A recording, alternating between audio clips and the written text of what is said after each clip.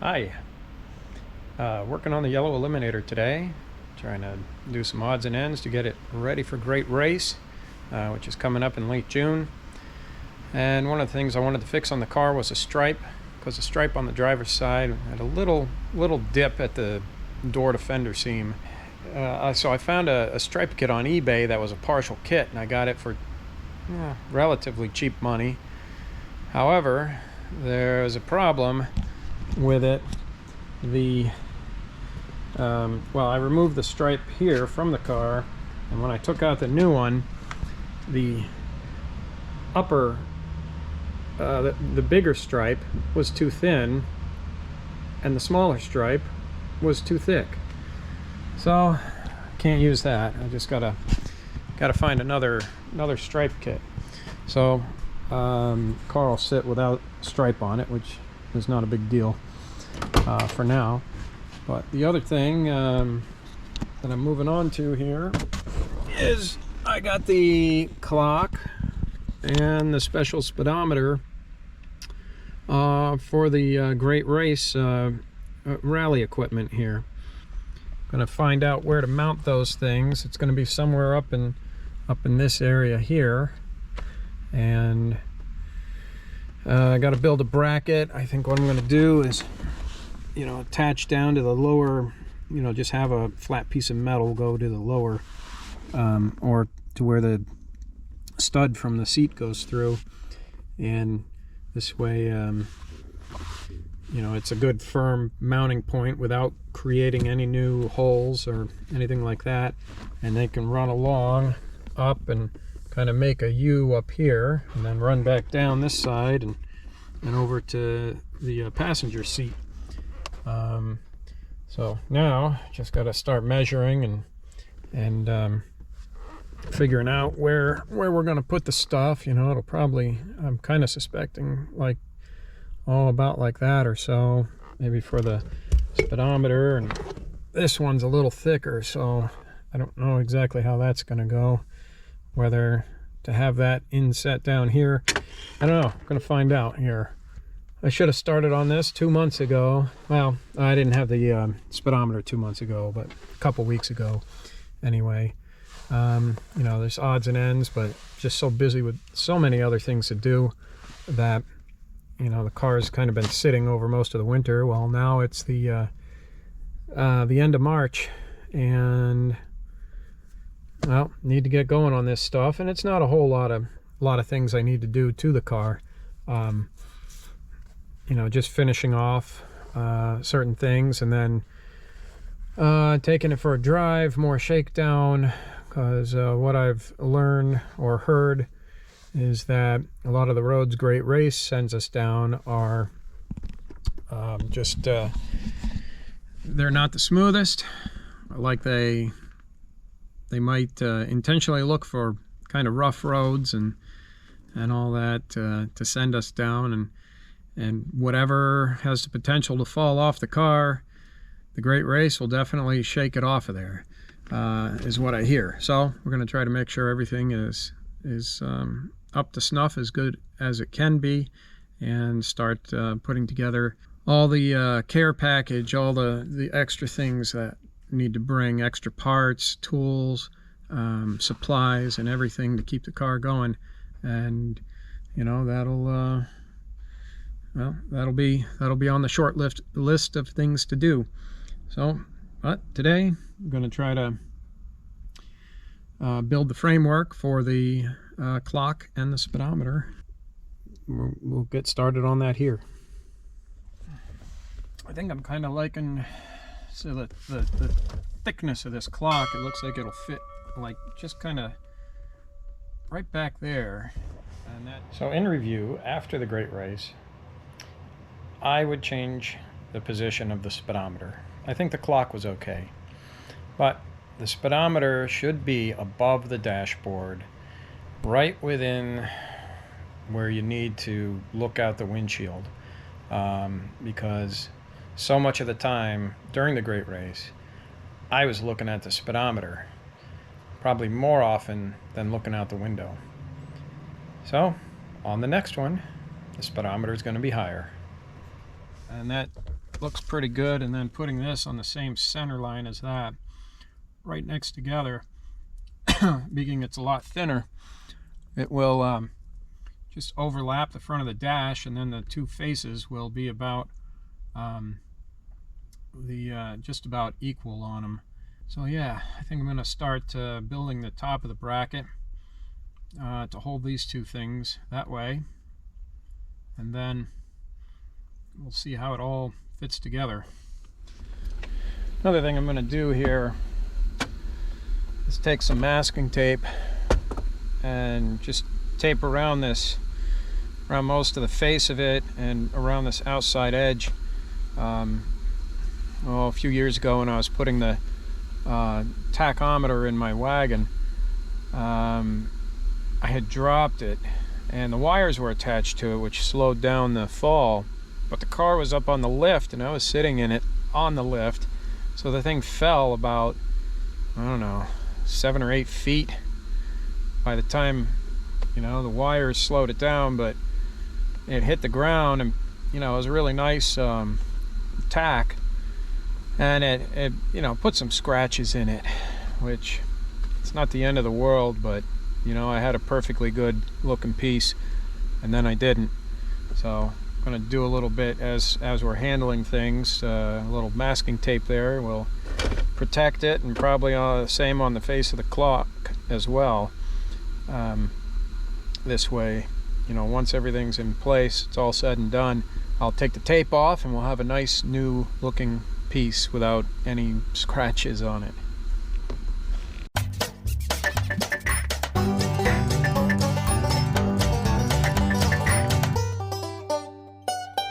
So I made some lines on the table here so I can get these center to center.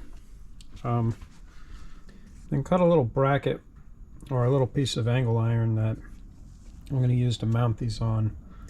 And this round speedometer, it's about 4 inches of diameter. And I guess what I'm going to try to do is make a little cup here for like a seat to hold that, and then I might go around it with a clamp. Unsure yet how I'm going to finish that, but I think that it needs some type of saddle to sit in. And then the other thing, we can just put a couple little brackets coming off of here up to these screw holes, and that'll be easy to mount. So I have this really big socket set, pretty big stuff, but this measures right about the same diameter as that speedometer does. So I think I'm going to clamp that in the vise and then try to bend the flat stock here to make a little saddle. It was kind of a trick to get that in there, but so it's around the socket. Hopefully that'll stay. You know, I'll leave a little bit of excess so I can trim it if need be. I might apply some heat because I have a feeling it's probably not going to bend quite to this diameter without the heat. It'd be nice to have one of those little Diarco bending tables. That would make things easier, but don't have that. But Sean does. He has an extra one, if he didn't sell it yet. So we're going to improvise with the socket and some heat. Let's see how it goes.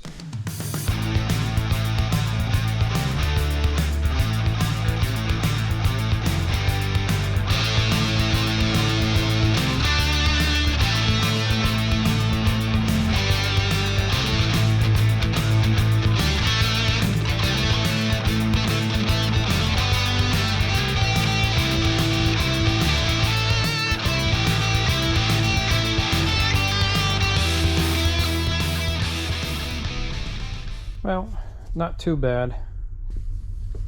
So it fits pretty nice around the speedometer with just a little gap, which means we'll be able to pad it in there with something.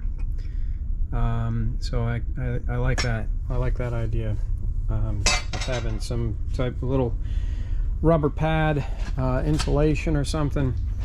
But before anybody mentions, you know, a rosebud would have been, you know, the proper torch tool to have, but I don't have a rosebud. Just using what I have so far, making it work. Okay, so we got a little weld on that. Hold this there, and looks like it fits in pretty good. So then the next step will be to build some little right here and over here to mount the clock face to it. I got these pieces for the clock cut and welded on here. They're going to get trimmed down a little bit more. I mean, it doesn't need to be that heavy for what it is, but for a rough thing right now, it's you know, it's looking pretty good. So yeah, I guess the next step is we're going to drill some holes for these little screw holes. That will center punch the hole or the dot, so we can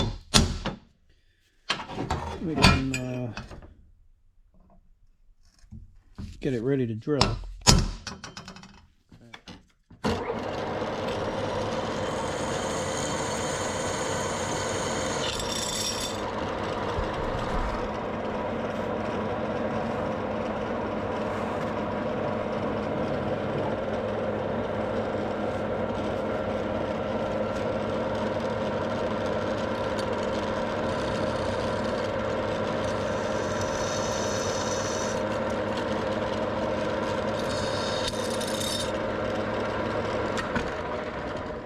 Well, it appears I did not take any more video of making the bracket, but here is a picture of the finished piece.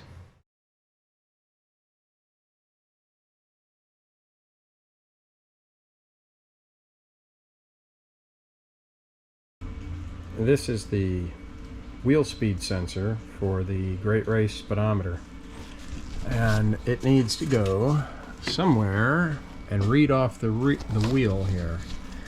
And so it's got to float somewhere in here, because we're going to glue these little magnets. There's a little magnet right there.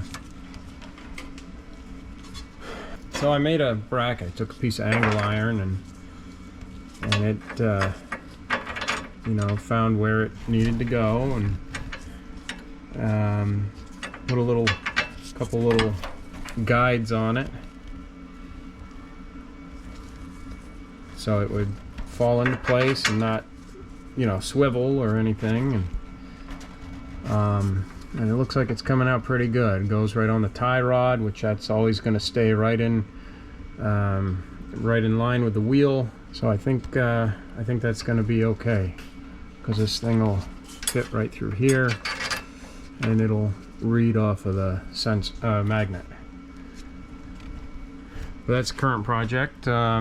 Dave is on his way here, and we're going to do some testing here on for acceleration and deceleration timing. A bit to do, but we're about a week and a half from having to go for the Great Race. A little bit of silver Rust-Oleum hammer finish, and the little bracket looks pretty decent. Got a couple guides on the bottom so the thing falls in the right place. And also use some black RTV to glue the two magnets in place on the wheel. Luckily, to read in the instructions, they don't have to be exactly 180 apart, but the closer they are, the better, because the speedometer will compensate or average out the difference in spacing if one side is a little different from the other. So that's a good thing. All right, so getting closer. Car's got stickers on it. You may have seen that in some Carlisle pictures, but yeah, getting there. Let's see. Oh, well, there's the clock. The speedometer is not in place, but the clock is there. So I think that's high enough. That should be okay. I think I wanted it a little bit higher than that, but that's going to be okay. You know, if it's up within the line of sight, then you don't have to look away and refocus. You know, it quicker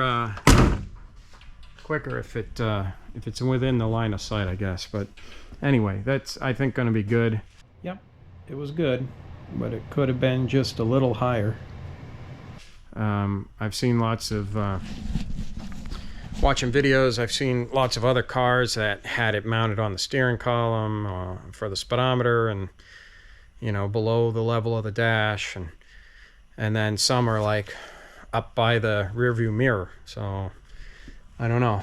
I'm pretty happy with the installation, and we'll find out. You know, it's a whole new experience, and seems like it's going to be fun. So we'll just over a week, and we'll be gone. Well, there's the bracket mounted on the steering knuckle. Even the cotter pin goes back in. So that worked out good. That's looks like the best place. You know, any place else would be difficult to get to. Then we got the wire running up through a body plug, and then I just have to find a way to put it through the firewall. After running the wire and making a few connections, we were ready to do the acceleration and deceleration tests with the car.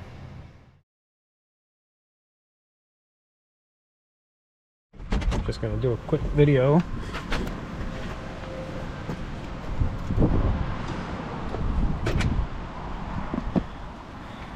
We made our mark on the tire and on the ground. This is 10 rotations. We have the one back there, it's 5 rotations.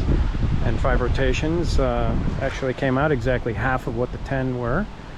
And we put that going with the little set screws in the back of the speedometer. And now we're gonna do some further testing here. So we're on our way to getting things in line for a great race.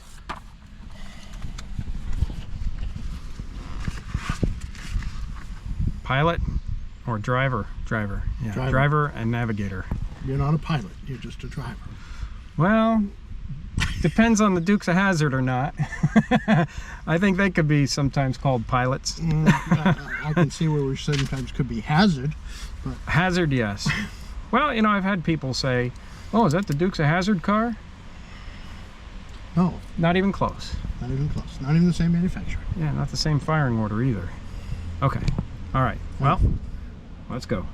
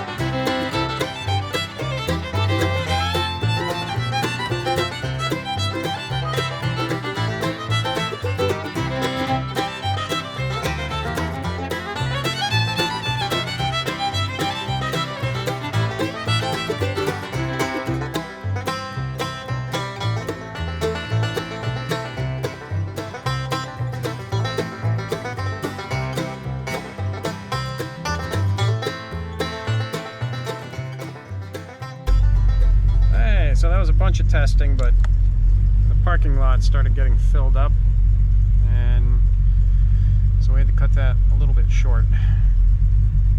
But we made got some data taken down here. Yep. Okay. Yeah, so there were more people coming into the parking lot, and plus the speeds that we had to start testing. I think we got up to 25 miles an hour or so in the parking lot there, but it was too small to try and get any faster than that in the standing start and braking, and then running and stopping and restarting tests. There just wasn't enough room to go any faster. It might have only been 20 miles an hour, but maybe 25.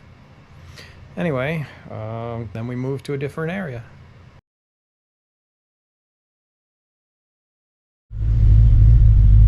So we have a section of road that we can do the higher miles per hour that were too much for the parking lot. You can see Dave's taking notes on the times between these two landmarks that we have on a run through at a consistent mile an hour, and then what we're doing now is we've stopped, and then we need to go up to 45 miles an hour with a consistent acceleration, similar to what we're going to be able to repeat, or what's a comfortable, repeatable rate of acceleration. So we're going to try that here. So, ready? Yep. Set? Go.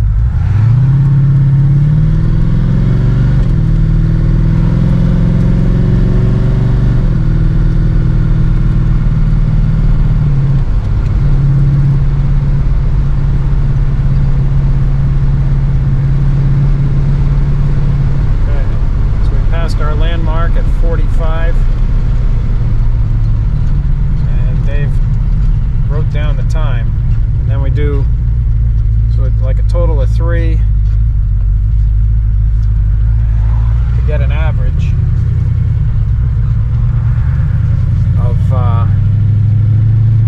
how long it takes to accelerate from 0 to 45 miles an hour.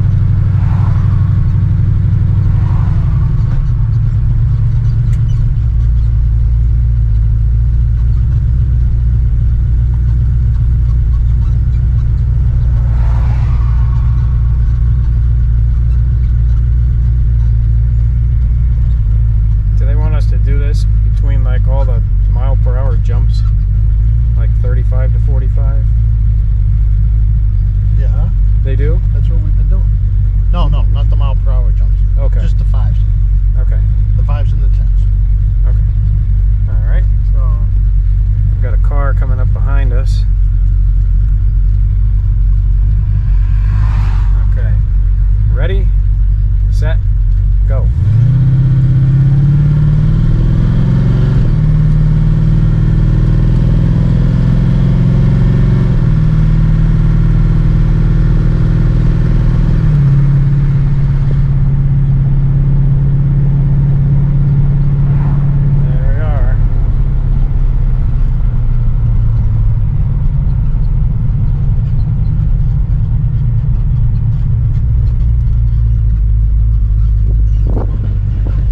There's not much traffic, and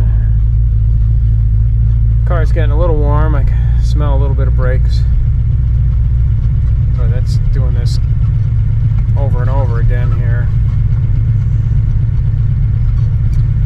For each 5 miles an hour, we have to do 9 tests.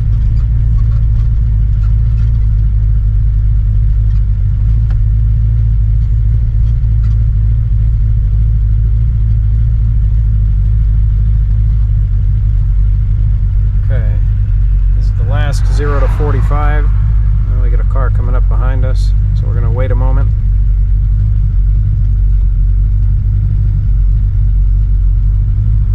And there they go. Okay, ready, set, go.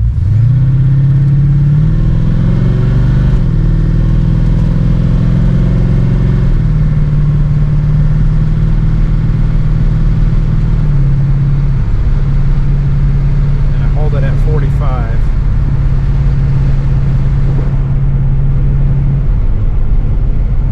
Or as close to 45 as I can get. Now move on to a different test here.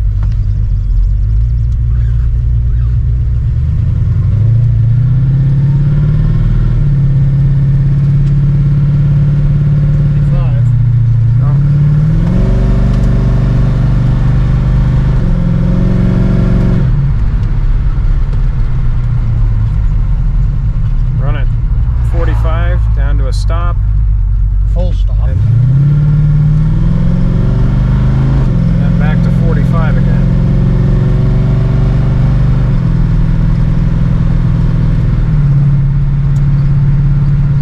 There. Yeah.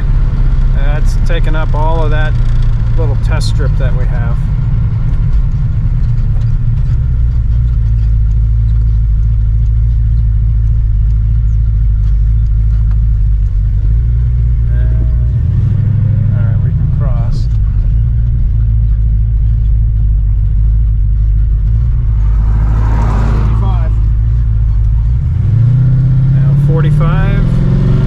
Then a stop, and then back to 45 again.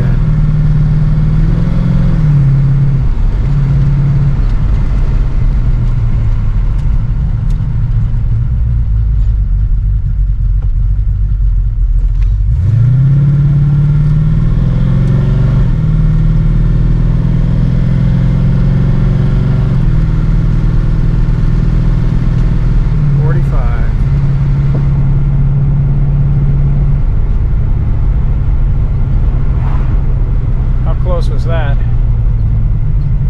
Second apart. 1 second, so we're going to do the third. Yep. Okay.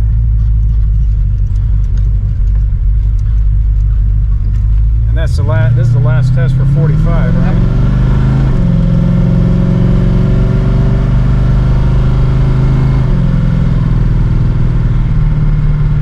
Yep. 45. Sign. So then we stop.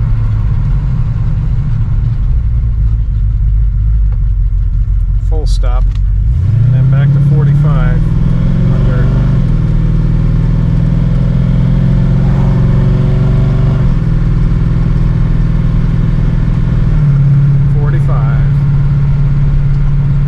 Okay. Alright, that's the end of 45, right? Yep. Alright, so that little test strip is a little too short to do 50, so we're going to just keep going here. And we'll probably do the 0 to 50 test. We'll find another strip of or a road section with some landmarks that we can use and do the 0 to 50 test. And this way we can put together a chart so we know how to deduct or compensate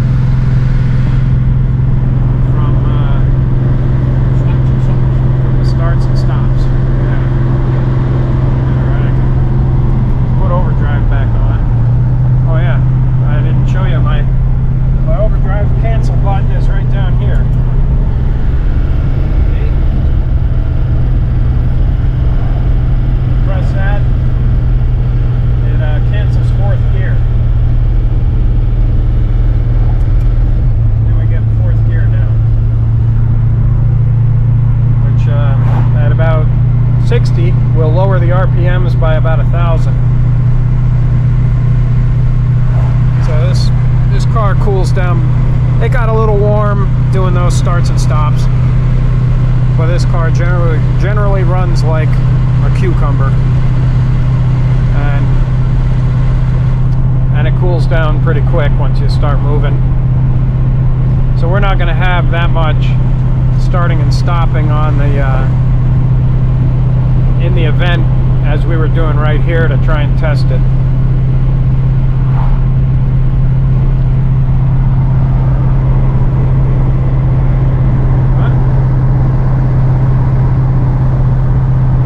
Prepare for the worst and hope for the best. An ounce of prevention is worth a pound of cure. Yep. Better the devil you know than the one you don't. What else is there? Penny saved is a penny earned. A stitch in time saves 9. The secret to success is getting videos and look at all these little things I would say for trying to have a good positive attitude. So, okay.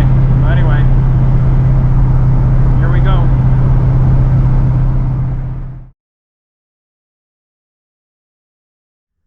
I think we're ready.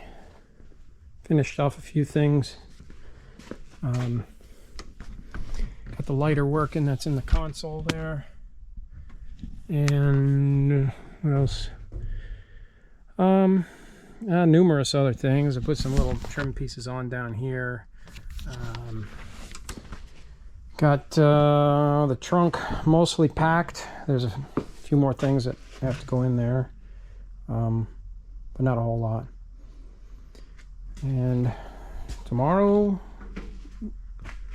we'll be heading out, hitting the road. Got my spare tire, full-size spare, so if we need it, it'll go on and not have to worry. But yeah, tomorrow's the day, Tuesday, June 18th. We're leaving to head for Owensboro, Kentucky. We're gonna probably, I'm sure we're gonna stop at some overnight. I think possibly Indiana. I don't know. We'll see.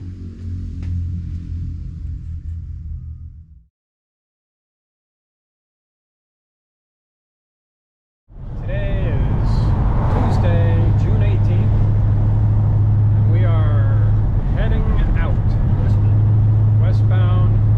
westbound and down, making our way towards Owensboro. And so we're still in North Adams, and soon to be making it out of the state. So, yeah, so far so good.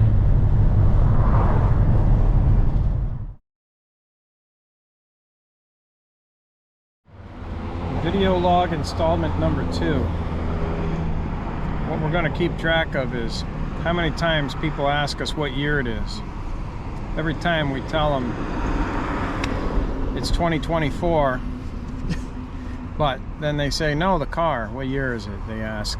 And so far we said 1969 3 times. So we're going to, or 3 different occasions we had to tell somebody it was a 69. And so we're going to keep track of all the times we get asked that. We're in Port Jarvis, New York. Port Jarvis, yeah. And everything's running good. Car cruises pretty smooth, and gas mileage seems to be okay. And for the first time, I pressed the button for the tripometer, and yeah, so that works too. I'll press that again and we'll count our mileage. All right, well, I guess we're gonna go. So we made it to our first stop, Danville, Pennsylvania. Now we're gonna go find something to eat. You traveled all the way from Massachusetts? We're going to some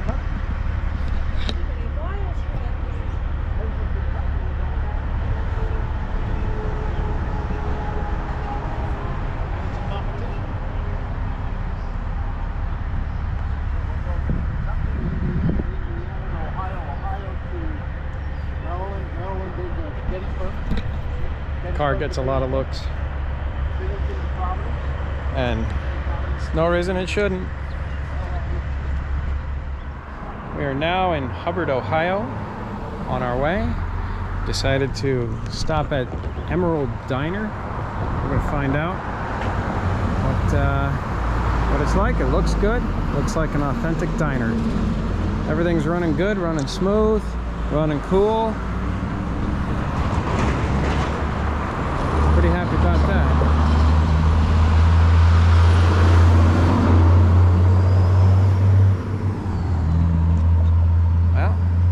Well on our way. This is part of day 2 here. of traveling to Owensboro, Kentucky.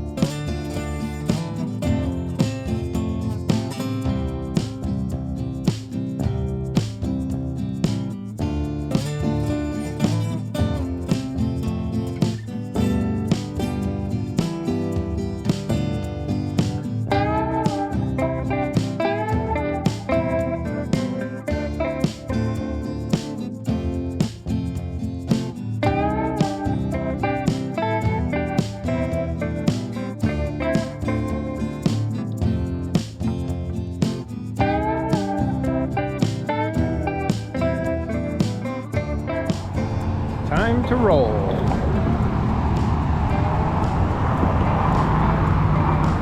Ohio, then Indiana. Indiana Ohio, next. then Indiana. All right. We're in Ohio. We gotta go through Ohio. Actually, I don't know if we'll hit Kentucky.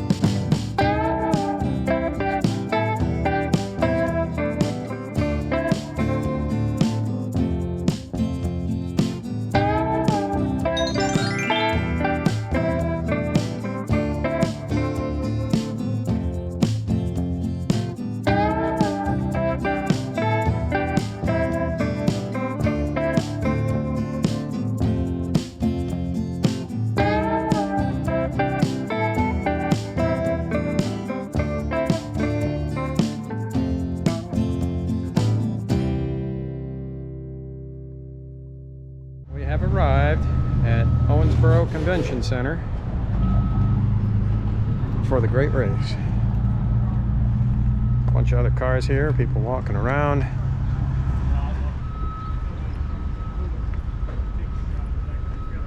Well, I guess we're going to find out what's happening next here. Wow, this is inside Owensboro Convention Center. Quite a big place here. We're gonna see where registration check-in is and see about doing that measured mile.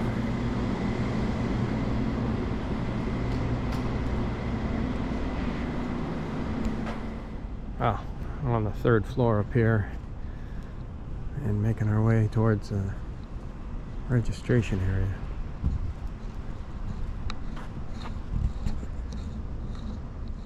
So we went into registration and got registered, and there were event sponsors in there that were giving out goodie bags of various things. And there was also a lot of t-shirts and stickers and maps and things like that from the Great Race that were also for sale. And then we went down and got ready to do the measured mile. The measured mile is where you can, or where you're supposed to calibrate your speedometer for the event. You're not necessarily calibrating to actual speed, but you are calibrating to the route, to the guy's speedometer that planned the route. So this way you can do it as accurately as possible the way it was laid out. We're doing our measured mile. Yeah, we're looking for signs while trying to maintain 50 miles an hour exactly.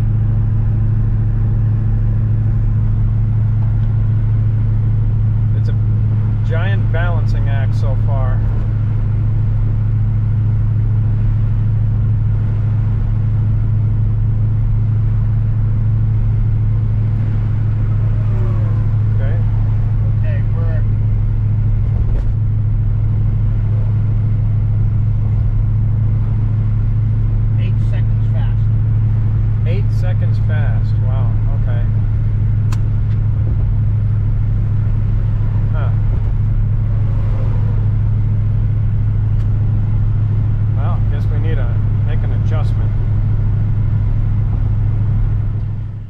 We did the measured mile one time down and one time back.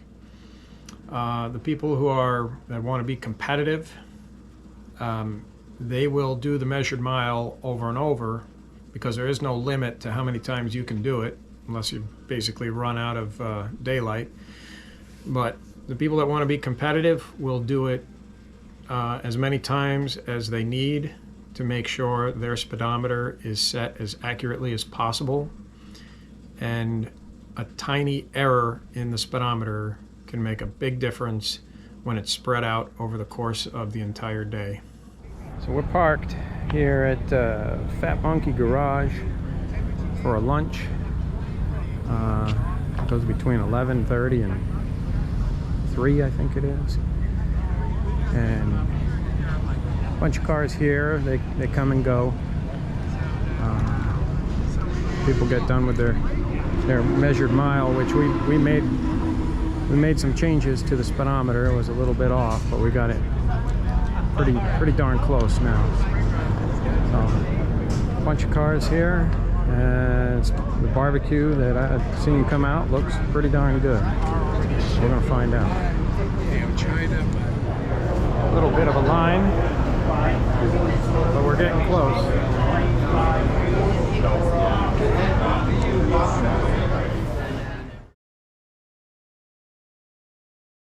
It's really hot,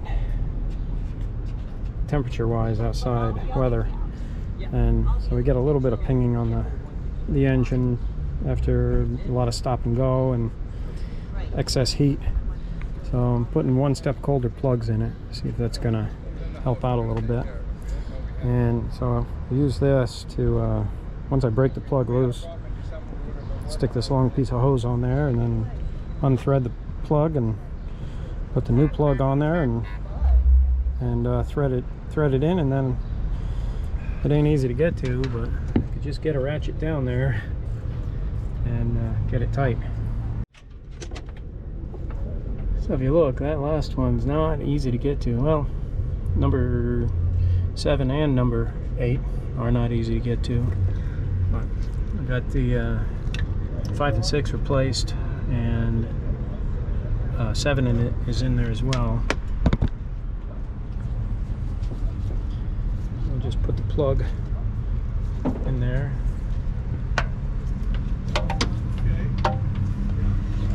Feed it down.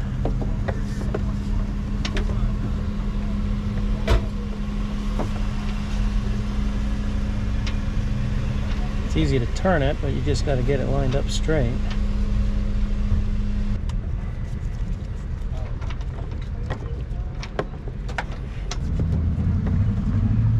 Okay, so I got it threaded all the way in. Then once it stops, just keep twisting until that comes off. Of course, get the ratchet down there to try and get it on there to tighten them.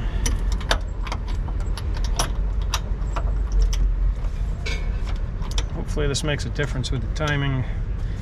Otherwise I might back it off a couple degrees.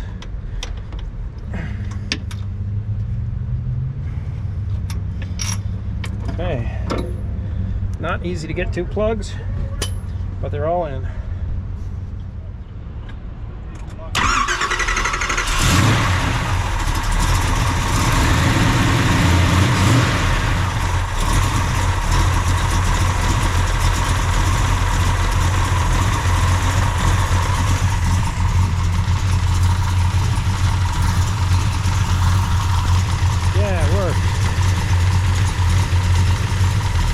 See if it dials back on the pinging a little bit. We then had a get together down near where the starting line is, which is along the riverfront in Owensboro, and they had food trucks and bands playing and a lot of people walking around. It was a nice time.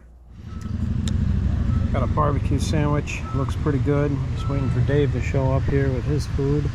Which here he comes. And we're going to sit and look at the Ohio River. Today is Friday. What is it, June 20th today?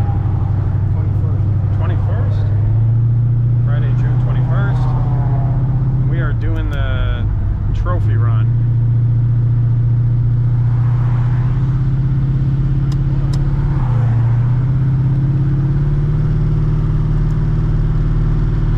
Get to a point here, then the time will start. We'll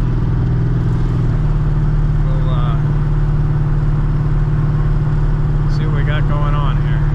Got to follow the route. Exit 17, I-165. Staging is where you can get yourself in a position where you can see where the route begins, and you need to be crossing that point of the route beginning at the speed that you should be going on the very second that you should be passing that line.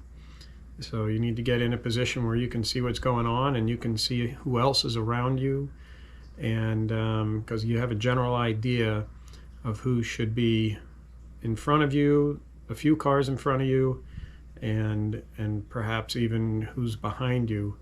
And this way that helps to confirm what position you should be in, and so you kind of work off one another or off the other vehicles to try and stay on your time. You can't rely on them totally, because if they're making a mistake, you don't want to follow them into a mistake. So it's just a little bit of reference to pay attention to, because you got to pay attention to everything on this to be good at it. We are staged behind a 73 Cougar, waiting for our minute to come up to get back on the route. We had a transition for 20 minutes.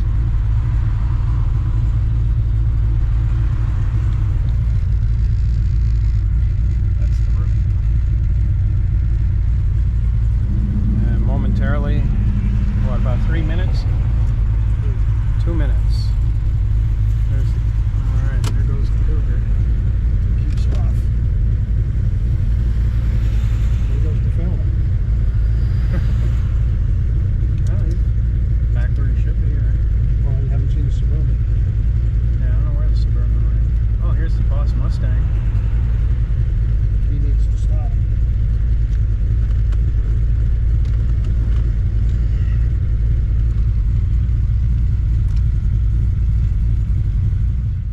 It's not really possible to film as we are participating in the race. There's just too much going on, too much to pay attention to. Further ahead, you'll see where I had set the camera and just left it on record, and you can see what we're, a little bit of what we're doing as we're driving along. The communication between the driver and the navigator and such. That'll be coming up soon. We're not doing 20. We're doing 50 plus 20. Well, we just did the trophy run. I think we were doing really well until we got into some little neighborhood, missed one sign, and I believe that put us about 4 cars behind, which means about 4 minutes behind. Everything seems easy until you miss one little thing. But maybe they'll let us throw away one of those legs.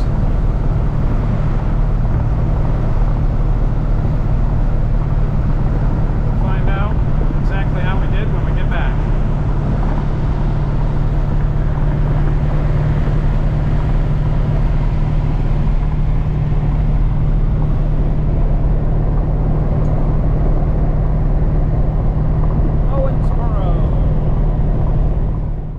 This here was probably the hottest part of the trip. It was hot. And I would say more than half the cars that were coming in were running really hot or overheating.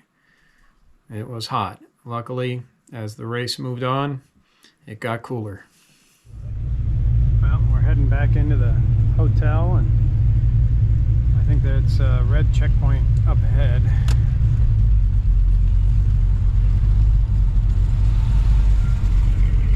A few cars out of order.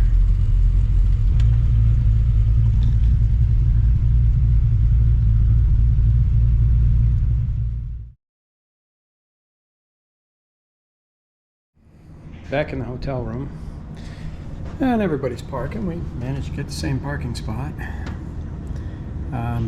Down below, you can see where that wagon's pulling out. That's where the final checkpoint is, where you turn in your sheet or collect your scores, either way. That's fun, a lot of fun. We were doing really good, and you just got to miss one thing to kind of set you off in a bad direction. And we weren't the only one. We leave in a certain order, and funny thing is, people that were ahead of us ended up behind us. We ended up in front of other people, and oh well, that's the way it is. If it were easy, everybody would do it. Wouldn't be quite a challenge, but this is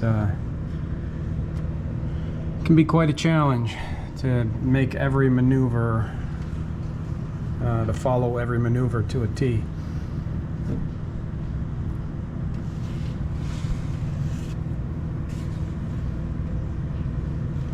It's a lot of fun. I look forward to tomorrow. We're at the social hour on Friday evening here after the trophy run, and they've got a bar and other drinks, tea and water and things like that. There's a lot of people here. Everybody's talking about how they did today, and everybody that's new to this, like Dave and I, and we're talking to people and finding out what kind of adjustments we can make, and listening to other stories and saying what part we may have missed, where we did good. And it's a lot of fun. I was feeling a little homesick this morning, but once we got going, the event was definitely a lot of fun. Actually makes me want to sign up for next year as well. We'll see. We got another 9 days to go here.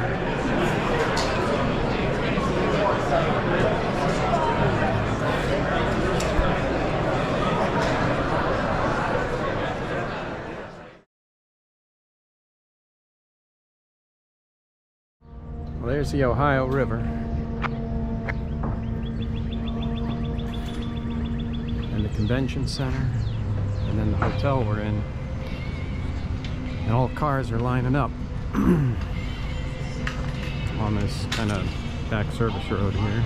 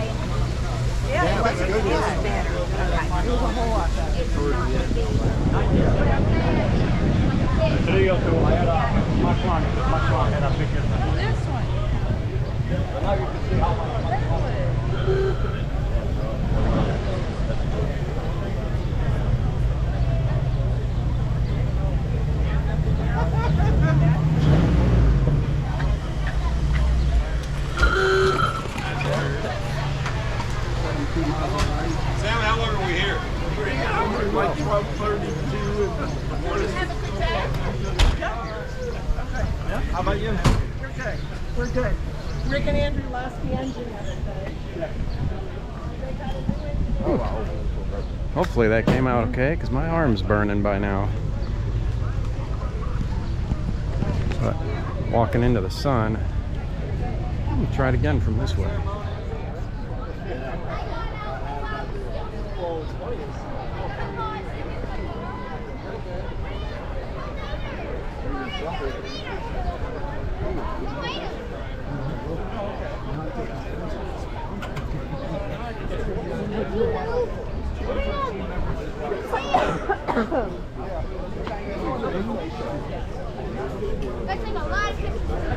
The motion started yesterday.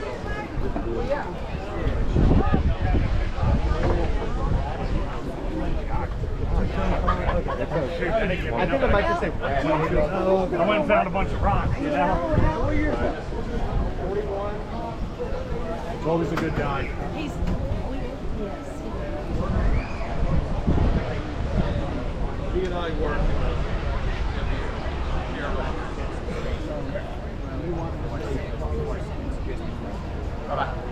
So when we leave, we get going. At least we know that the spare is there.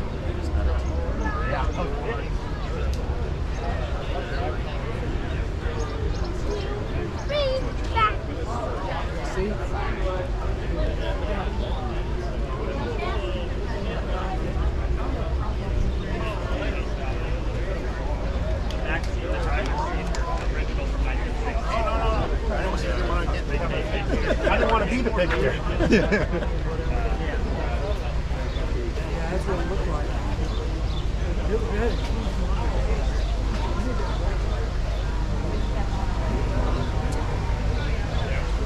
Going back to the middle. Got a lot of leg room in that one at least. It is okay. I thought I said it was a good That's exactly what Wayne.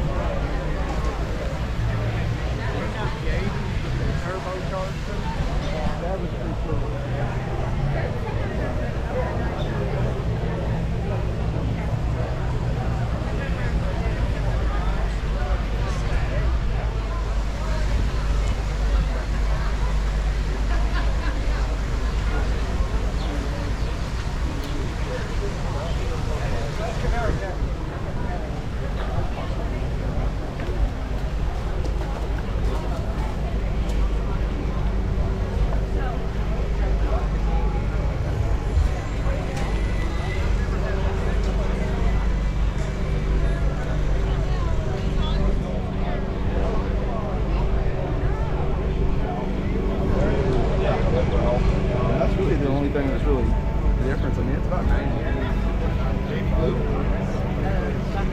Beautiful colors.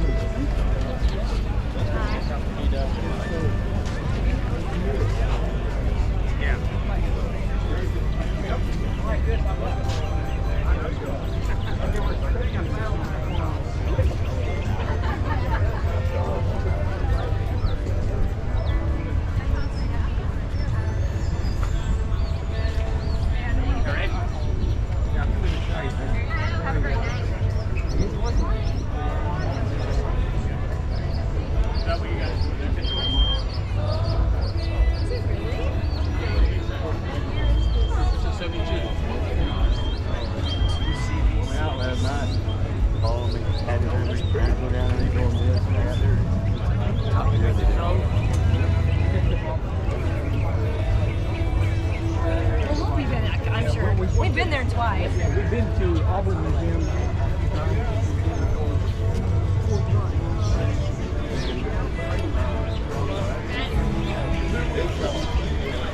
We're going down, you know, a big broad curve.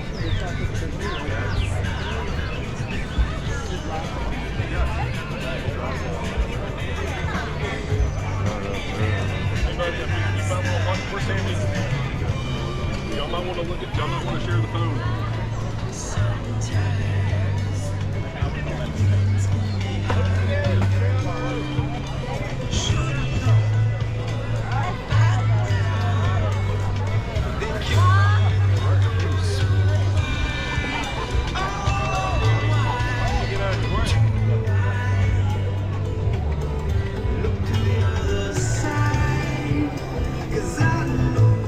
Here, Logan, let's get you guys over the sign.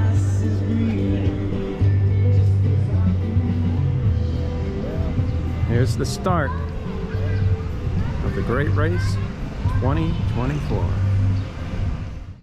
Well, they're leaving up ahead. We got to get ready.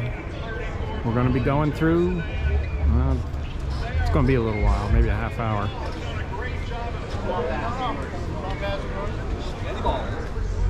Suburbia is their team name, and pretty color of green. This is ridiculously nice. I haven't looked at this truck this close.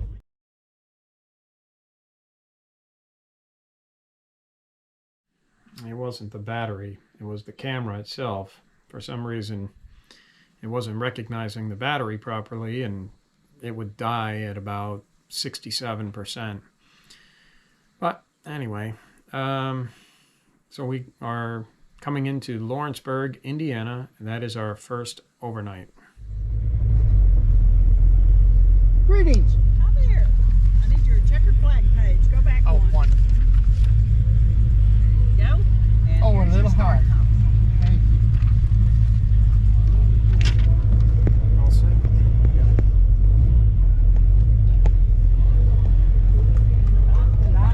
Stop. Gotta stop here, get your sticker, get your order start, and get your scorecard before you leave. There you go. Thank you, sir. Oh, these guys should have been ready instead of doing that. Yeah, that's right. We stopped with our, and he's stopping us. Back from the city, there's a map and it shows the restaurants in town. You might need that. Okay. Thank you.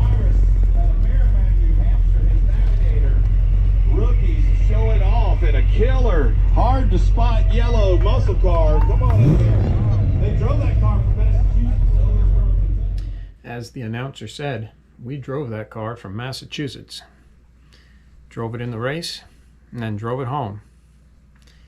And what you're seeing there is every lunch stop and overnight that we come into is like a big festival, a Main Street car show celebration. It's a lot of people, a lot of fun.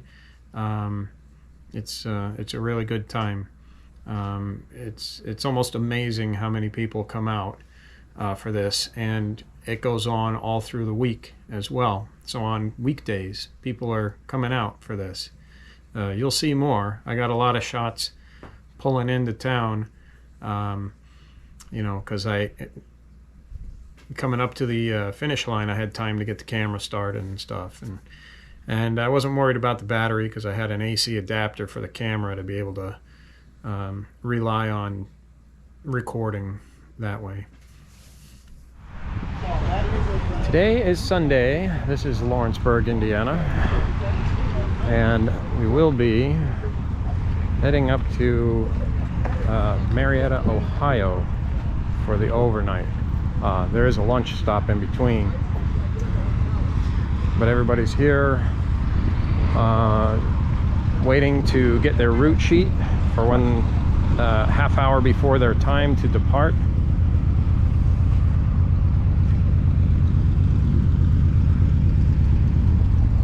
Because they won't give it to you any earlier than that.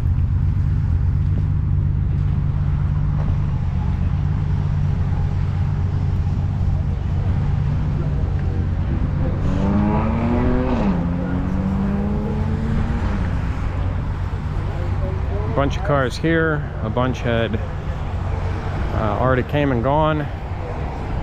We're pretty late in the starting order today. It changes every day. Yesterday we were oh gosh, I forget what position we were in yesterday, but today we're 121 out of 137 cars, I think, is what is rolling out today.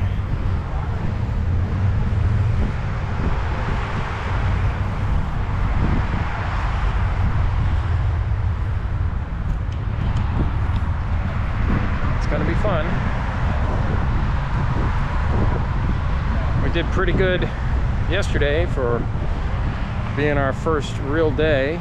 The only thing we did before that was a trophy run, which one wrong turn makes a big time error. And yesterday we didn't make any wrong turns. And hopefully today we'll be able to stay on course as well, and hopefully hone our skills on timing and speed control and transitions and such. But it's going pretty good. Excited.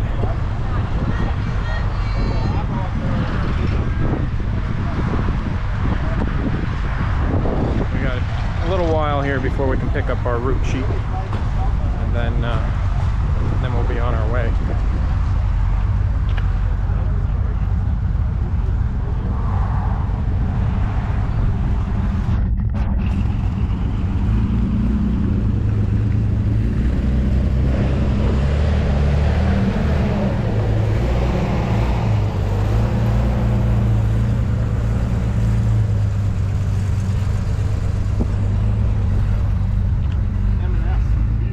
We soon get the route sheet and quickly go over it, make sure all the pages are there, make notations, highlight certain things, and just get a feel for it.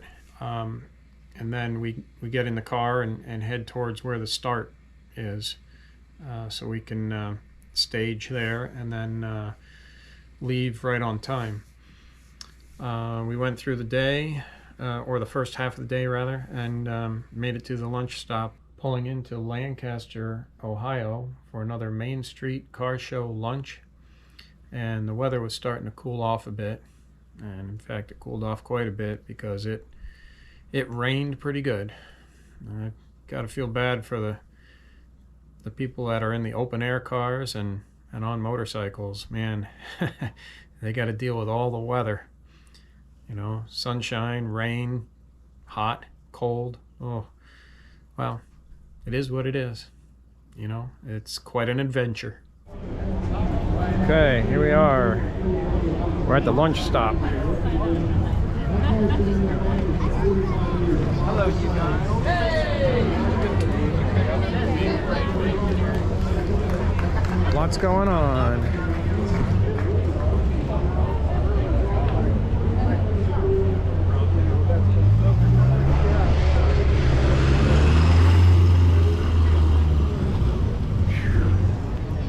Major car show event at every place we stop.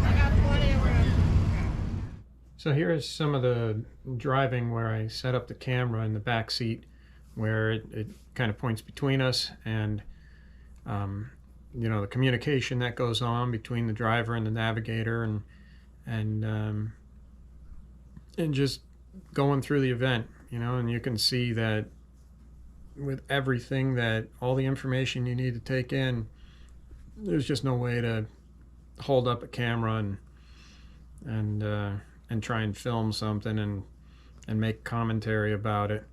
That's when you'll miss that one street sign, or the old barn or something where you're supposed to make a turn or change your speed. So anyway, this is how it goes for quite a bit of the trip.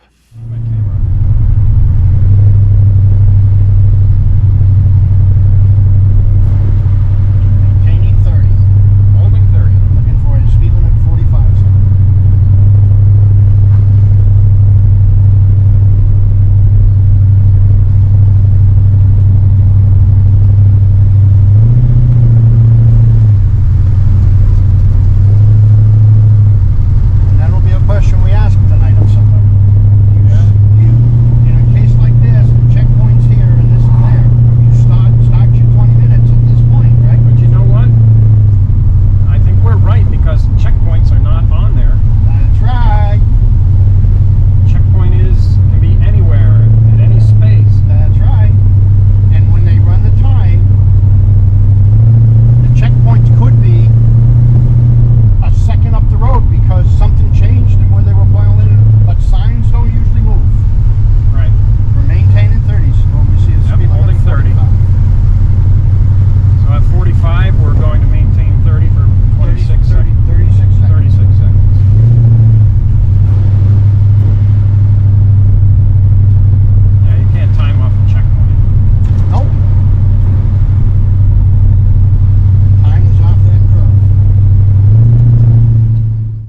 lot of driving going on here for quite a while, and it's all like this, mostly chatting back and forth and making sure, confirming, verifying whatever we can do to make sure that we're staying on time. But here's something. If you look at my speedometer and tachometer that are original in the car, in the dashboard, in the cluster there, they're covered up with masking tape because you're only allowed one speedometer in the car, and you are not allowed a tachometer or an odometer as well.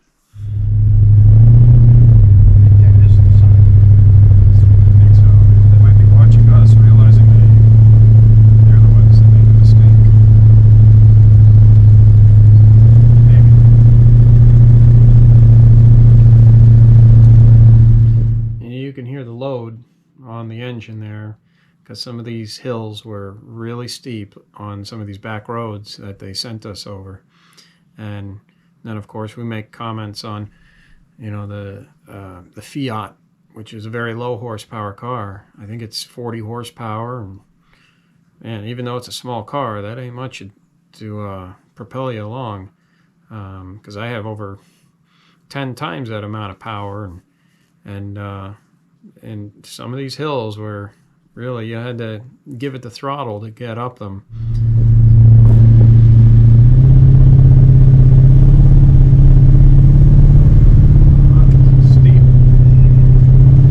I pity the Fiat. I pity the Fiat. Oh God, they're gonna, yeah, the Fiat, the Citroen. So what? How do you say that? Citroen. Citroen. And then we're going to 35 at 206. Not yet. No, I know. Just trying to maintain 20. You're trying to maintain 20. You can't even see. Holding 20. 10 seconds. 9, 8, 7, 6, 5, 4, 3, 2, 1. 35. Maintain 35. Holding 35. Now we're going to come up to a stop sign. It's the next. And this is Schwick. Quick. Schwick. There's the stop sign. Yep, stop ahead. Stop ahead. We're going to stop at the stop sign. Maintain 35 till the stop sign. And on the other side, we're going to go 30. Now it's an offset straight ahead, but Offset straight ahead. yep, 30. 30. Stop at the stop sign. Oh, what's this? Oh, number 92. Okay. Is there a pause here? Yeah, we're going up there. No, don't. He's blocking us. Go around. Go ahead.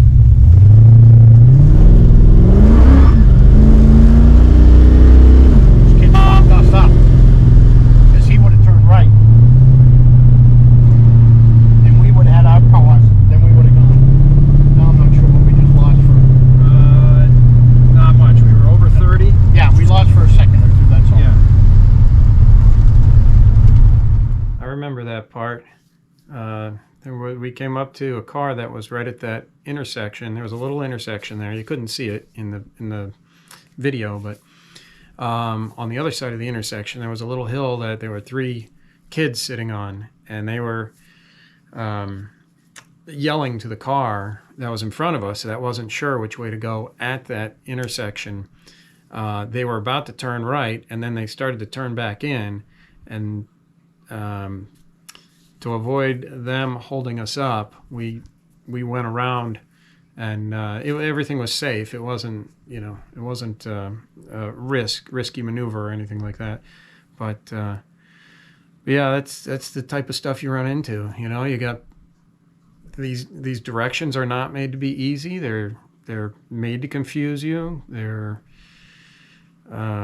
There's things that are very hard to see, and it's you got to be really sharp, and both the driver and the navigator have to look for every single thing, and it's quite a chore sometimes, but it's a lot of fun. definitely a lot of fun. Maintain 30. Alright, so we made up that little pause.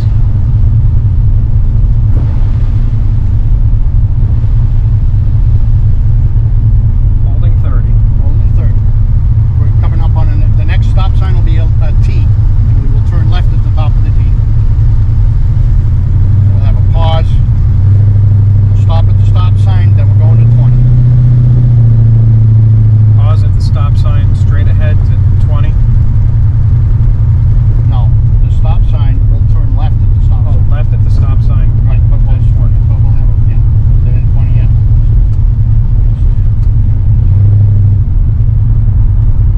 I think it's up ahead there where that yellow is. So we're currently holding 30. Currently maintaining 30.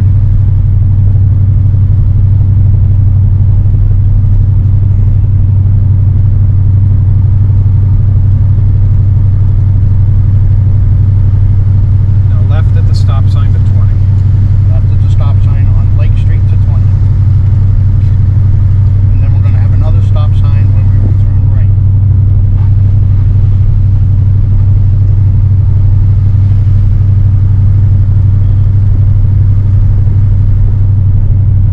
Maintaining 30. Holding 30.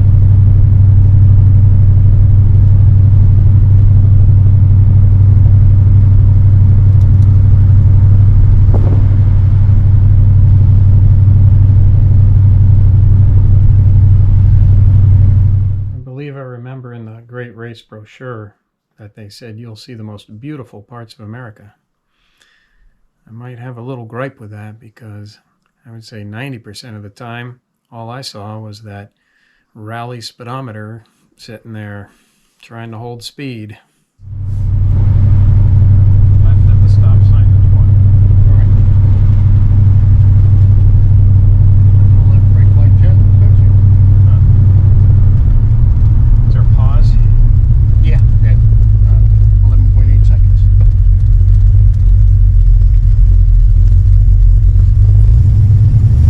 To the stop sign. Keep your pause, keep your pause, keep your pause. It says pauses and messing us up. Go.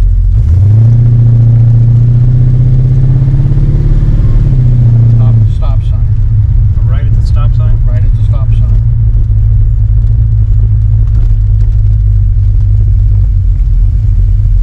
Pause? Yep, hold the pause. And you're going to 40. 40. Go.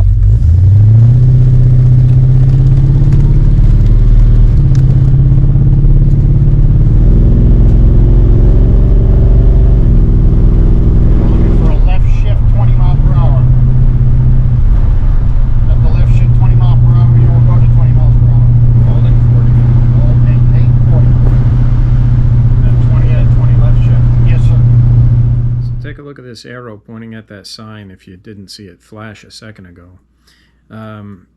In the conversation between us, we're looking for a left shift sign. And that's one of the things that'll trick you. You've got to be well aware of exactly which sign is which, because that right shift sign, sometimes that'll catch people off guard, and they will make a whatever change you're supposed to do, whether it's a speed change or whatever the case is, right there, and that'll screw them up. So if you're going to do this, you got to get real familiar with all the different possibilities and details. Going to 0. Going to 25 after the stop.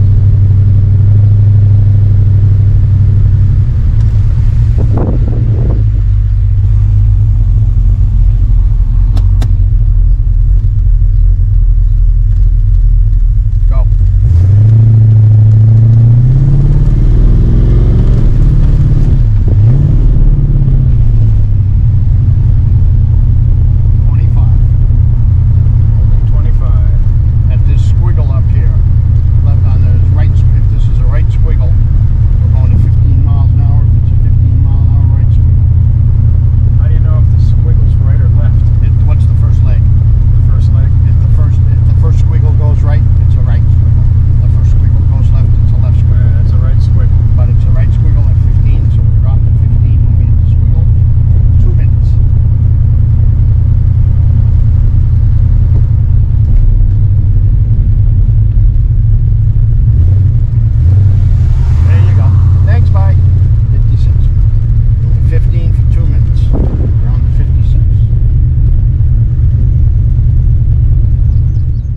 get down to these low speeds, and we have to hold that for a while, and there's people behind you, and they get impatient, and you know, that's they really just have to wait.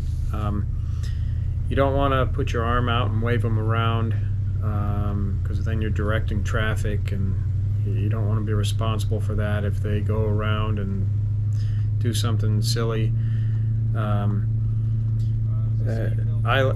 The most I'll do is I'll put my hand out the window and say, wait, you know, and you know, just to try and keep them in that position instead of passing, and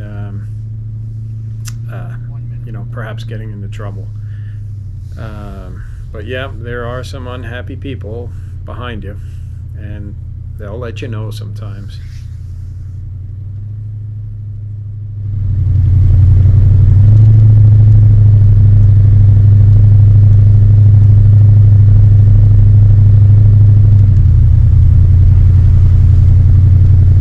Going to 40 at the 56.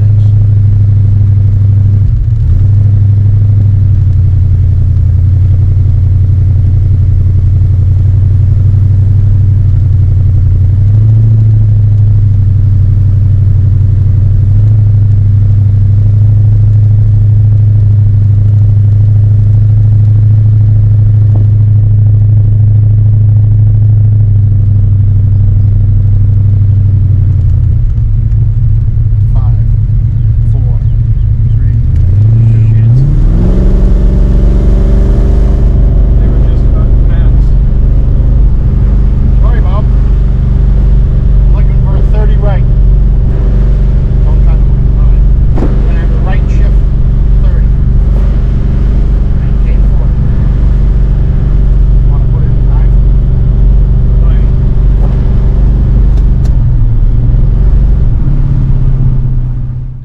During that speed transition from 15 to 40, a guy was just starting to pull out to go around me, and we made that speed change right at that time.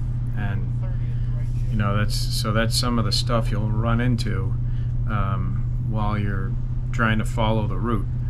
And you know, if you get stuck behind somebody, you just have to do the pay attention to the time that you are going too slow, and then you'll have to make it up. You know, and there's a lot of opportunity to make up time on this, because we're usually 5 miles an hour below the speed limit, so you don't really have to speed to get caught up. Not to say we, you know, never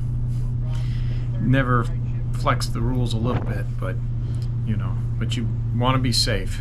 You know, be aware of everything around you, and just do what's going to be safe.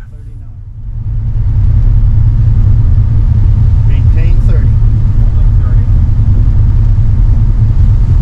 Hit the 39. The next time around, you're going to 40. Goodbye. Now you get to mess with him. Maintaining 30.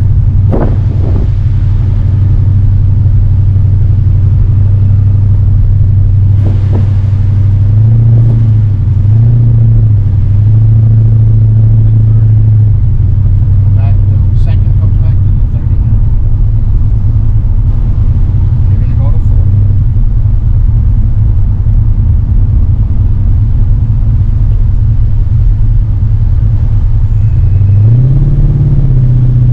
Maintaining 30.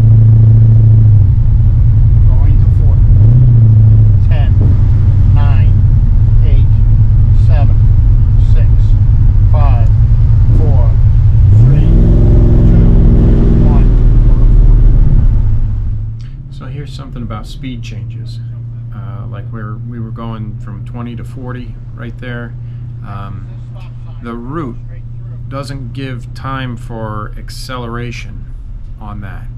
You will go 20, and up to that fine line in the road, then you need to be doing 40. So one of the things that you do is, you can see how I started to accelerate before he got to 1 on the countdown. It was about 3 seconds or so. So that's why you do these time trials with your car before you ever come out to the event. And so you know the acceleration, the rate of acceleration and braking, and you go through all those and you make yourself a chart on how long it takes to make these speed changes. And it helps out because every second counts on this event. Here's an example. If it takes your car 4 seconds to go from 20 miles an hour to 40 miles an hour, then what you would want to do to balance splitting that speed transition is you would start 2 seconds before the line, and you'd want to finish 2 seconds after the line where the transition happens. And that would be perfectly splitting the transition. 35 at the 42nd. At my finger, yeah. 39. 39. 30. Going to 35.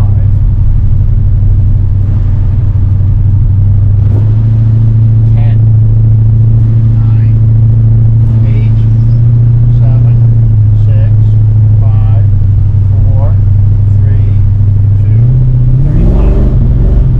Maintain 35 until we come up to a 15 mile per hour right shift sign. At the right shift sign, you will drop to 15 miles per hour for 1 minute. This portion of the event, or on this day, on this leg, it was just full of speed transitions, and it really helps to have a good navigator. And I got to say, Dave did an excellent job, just keeping on track and on top of, and being very well organized with reading the directions and getting it done, and announcing how he would continually announce what we were supposed to be doing. I mean, for me, driving, I'm thinking about multiple things and trying to pay attention to everything around me. And, sometimes it's easy to forget or get somewhere twisted between my ear and my brain.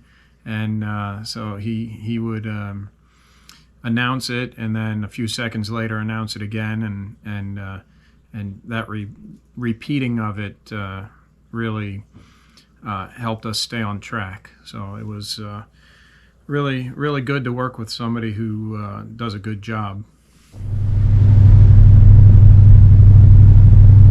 35. Next is a stop sign. I looked down, I thought I was still on the bottom of the page, and I was at the top of the page. That's why I hesitated. I was lost for a second. Dazed and confused. We're going to come to a stop sign, we're going to stop, we're going to continue through.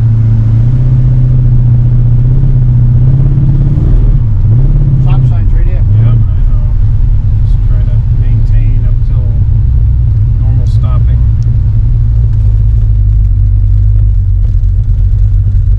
It's clear both ways. It's a third. Go. Going to 30. Follow this. Keep going. 30. Next, we're looking for a 20 curve shift. Left, Right curve shift. right curve. That's what threw me. That was a 30 right curve shift. We're looking So there were more hours or even days of this. And so I think you got a pretty good idea of what we were doing as we are participating in the event.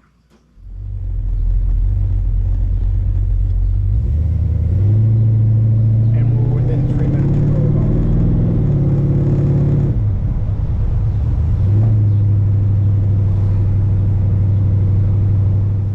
So we had a transit, and now people are going to be getting back on course and waiting for their minute to pass by that white sign that's up the road.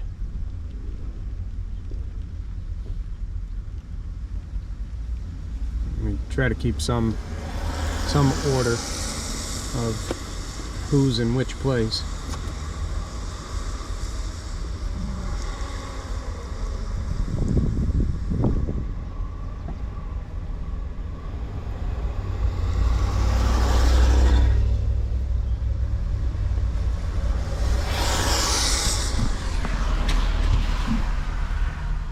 some cars behind us too.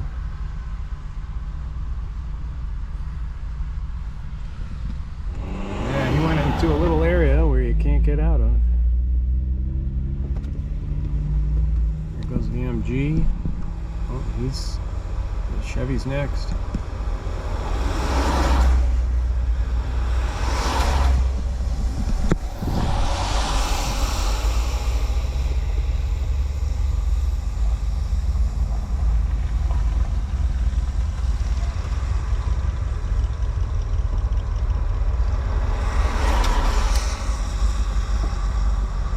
There goes the Ranchero.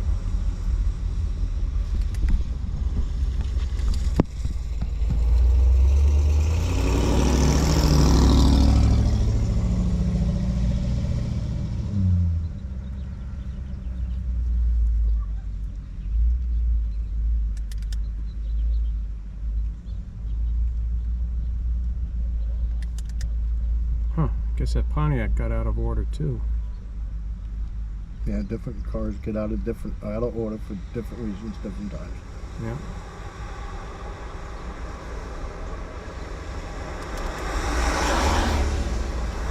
So we're waiting for the MG, the Impala, and then the... We're down to 4 Marauder. minutes. We're down to 4 minutes. Okay. Less than 4 minutes. Oh, there goes the MG. We need just climb time. Yeah. Yeah, that Fiat's gonna need to start back here.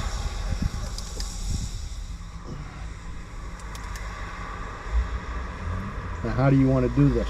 Running? Or start from there? I kind of think we ought to just follow the Monterey or the Marauder. Yeah, but we gotta have the right space behind them. Oh, so if he does a running, you'll do a running? Yeah, we'll just fall back, you know. I mean, if it looks like we're passing that sign at the right time, then we'll... You got 2.5 minutes.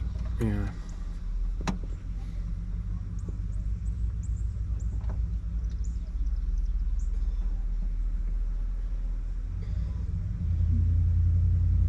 I think he's just moving up. He's moving up.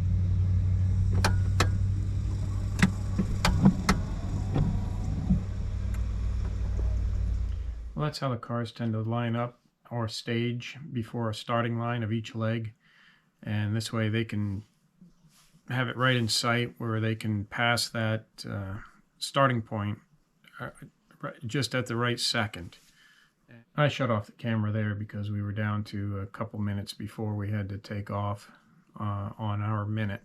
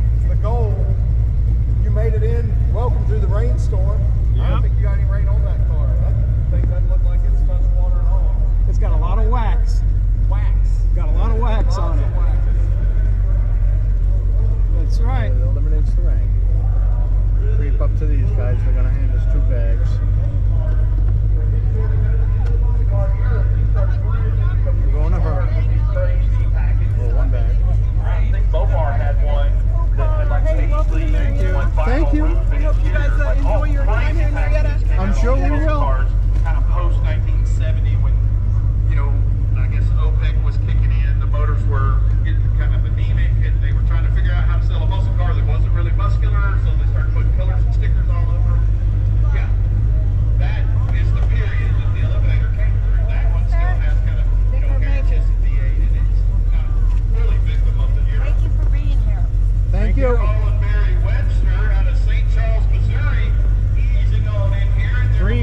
57. Porsche tribute car. I apologize in advance, Mr. Carl. We may or may not have had an incident with Kenny in town, which we probably could have gone over to Late. Thank you so much. All late still? All late again. Sweet little tribute car built on Oh no, we had one early. pan, custom wrapped exterior, 6 straight races, 2 regional rallies. Carl and Mary Webster from St. Charles, Missouri. I have the pleasure, Scott, of getting my son's first project car from Carl back in the fall. 65 feet. Take her all the way down, please. Thank you.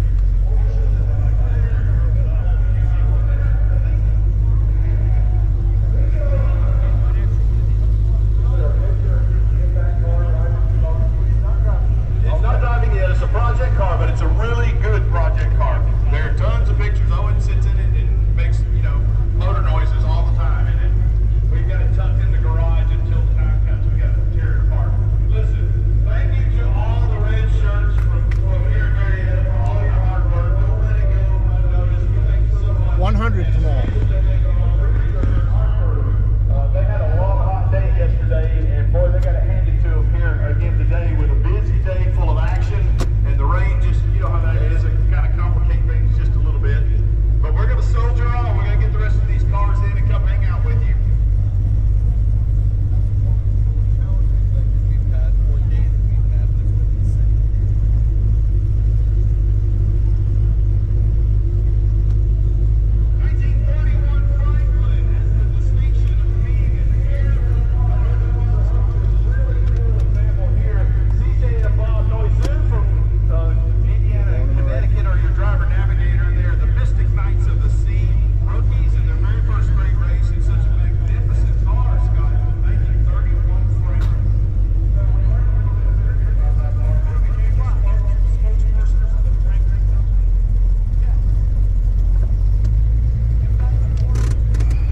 Welcome to Marietta. Thank you. Thank you.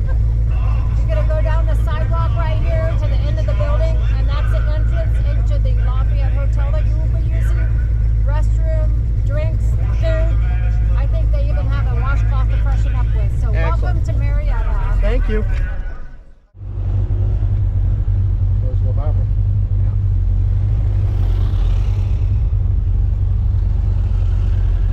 You want to stay in here somewhere?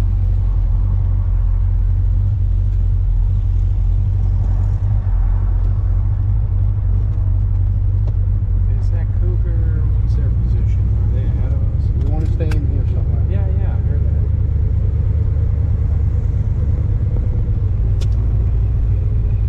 That's the Lancer over there.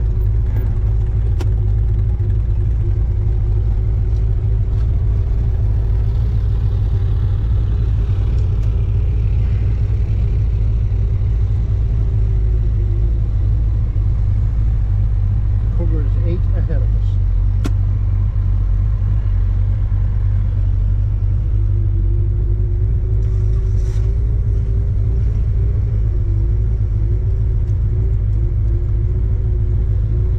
And how many ahead of us is the GTO? None of that matters anymore. We don't know what our spacing is. We know how far he is. Oh, He's okay. supposed to be in front of the Lancer. All right, so This isn't the a only restart. thing- This is a transit. Right, transit. So the only thing that matters is our 50 minutes, our time. 5-all.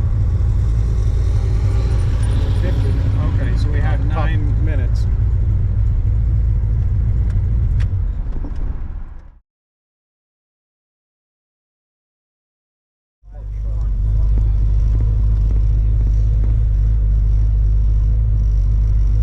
Down to him.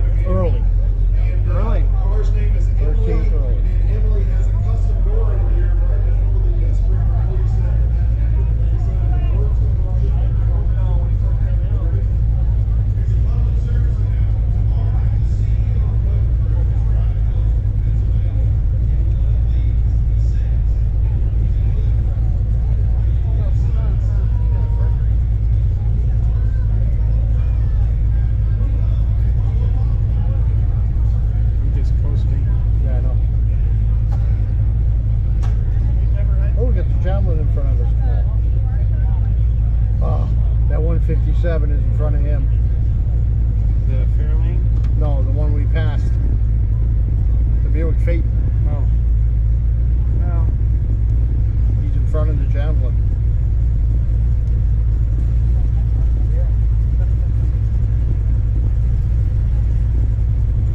And 68 black Mustang.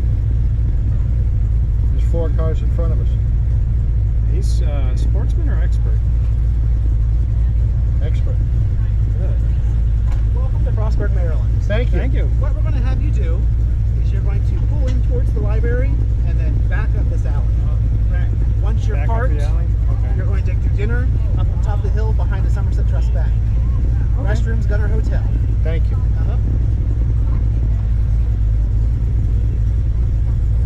Back up the alley. Okay. Let him do it.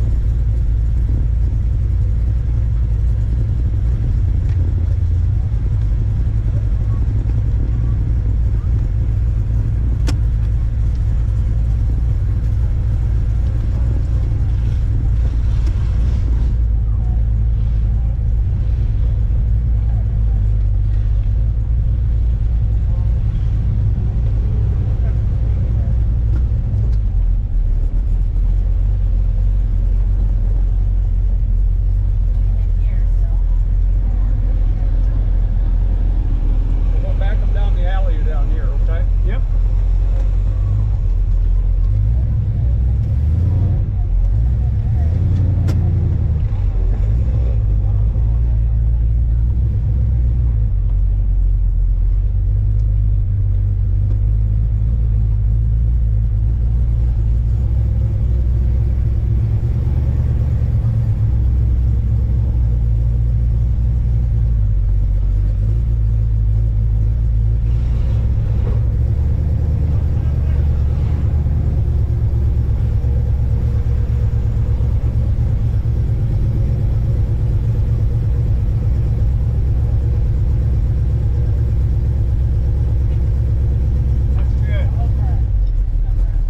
Are we then going to be locked in?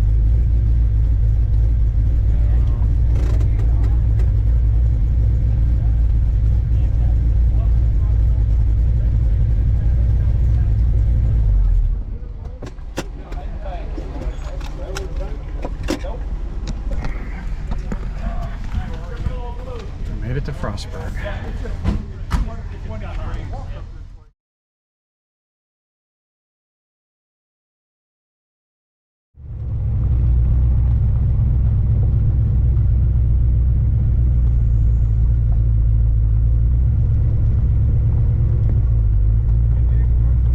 How you doing?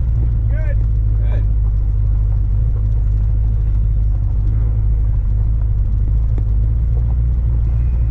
That's right, Cadillac. Pull over for us. Yeah, we got the right of way. Should have to right away. Yeah. People don't always think that way, but we should.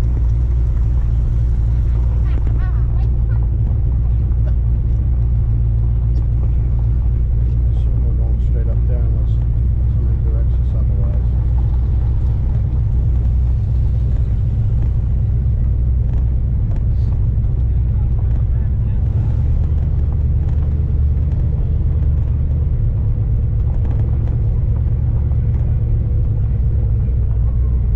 Yep.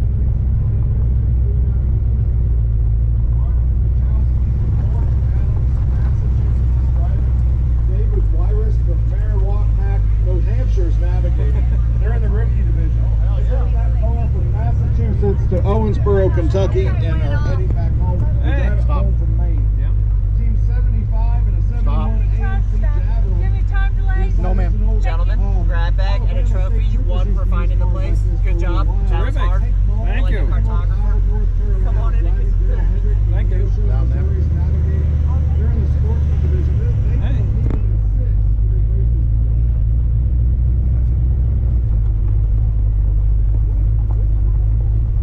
Over there.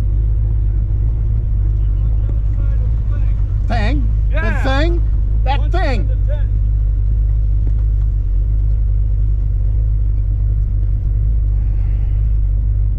Beside the thing.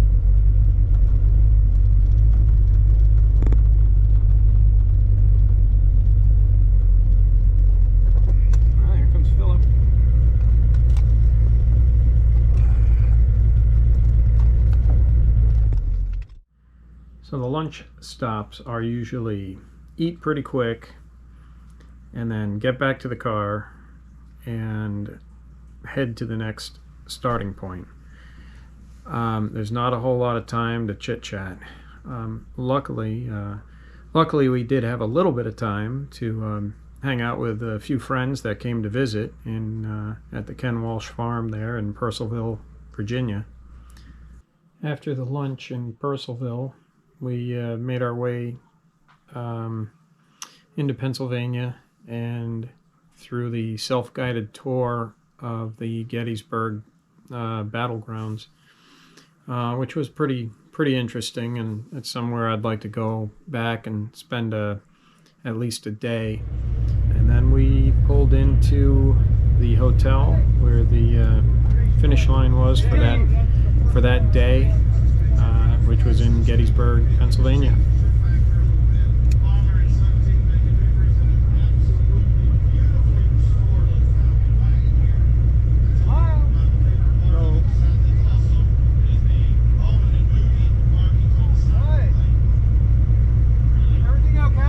Yeah. All right, I thought you were coming in 5:38, something like that. Well, no, the first car was in at 5 something. Oh, I see. You guys on time today? We're pretty damn close, and we're car number 112. So add that many minutes to the original first car, and that's us. All right, all right. 112 minutes is like almost 2 hours. We'll catch up with you in the lot. They're trying to split the difference here and see if it's going to work Welcome out. to Gettysburg. Thank you very much. Rachel will give you your score. 151 in a 69 Mercury Cougar Eliminator.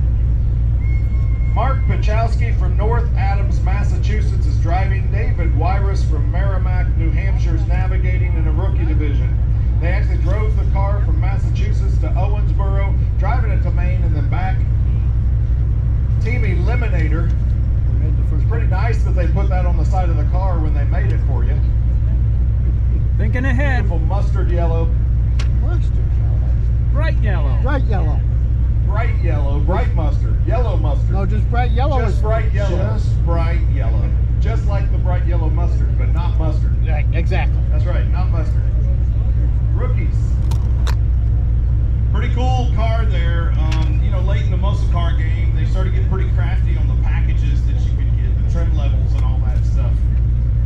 The Eliminator package was upsell for the Cougar, and you don't see very much of those out there on the streets anymore. This was a very nice example, and maybe some of you young bucks and gals that are into the muscle cars, you might want to take some notes here. You find one of these, you'll be a kind of one of one at your car shows you go to. And we're 77. We made the first page. Cool. It's turned out to be a terrible 20 is our worst. in terms of its testing, but it was pretty Way better. 1, 8, 8, 12, 20, 19. 12, 19, 20. Hello. Greetings. Welcome to Gettysburg. Thank you, sir. Hope you guys had a good day. We had a best day so far. Really? Well, Yeah. good. Oh, yeah. Congratulations. We're with Chesapeake Region of the AACA. Up under the white portico, we got a table set up. Stop up, say hello, and we got goodie bags for you guys for tomorrow. Terrific. So for your trip tomorrow might help you out a little bit. Good luck. Hope you have another great day tomorrow. Thank you, Tom. Me too. Good Thanks. luck. Good luck on the whole thing. Thank you.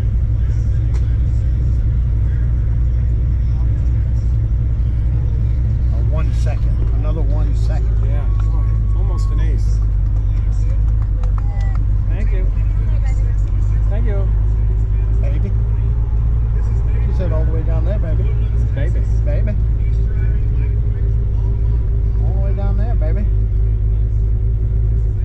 Green bags.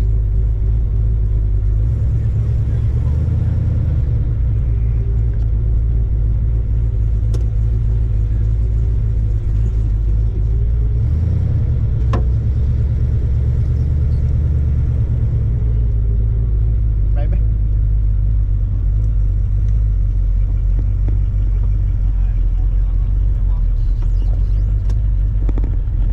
I forgot you didn't move here.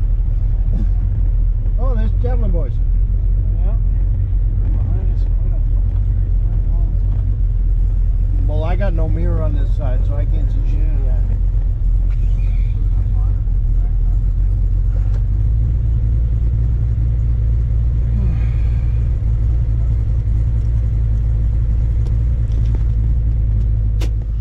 at the dinner stop, you have a lot more time to converse with people, and as late as you want to stay up, you can, you know, chit-chat out in the parking lot. So we met some more friends there, and which was good. I wish I had a picture of it, of all of us standing together, but just didn't get a picture.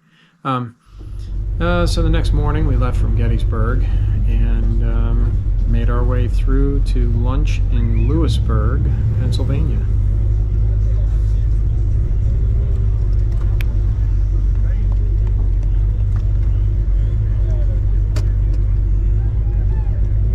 Got all the teas lined up.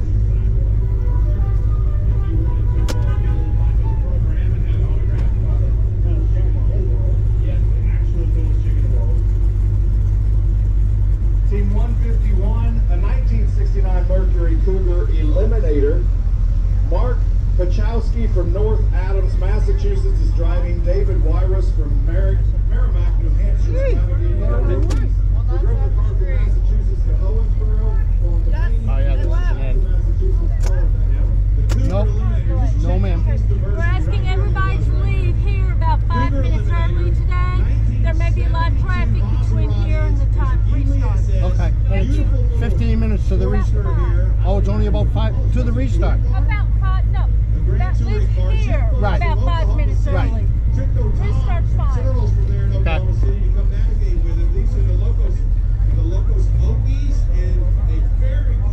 Thank you.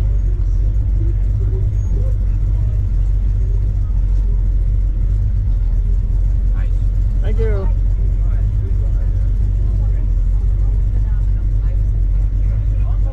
Thank you.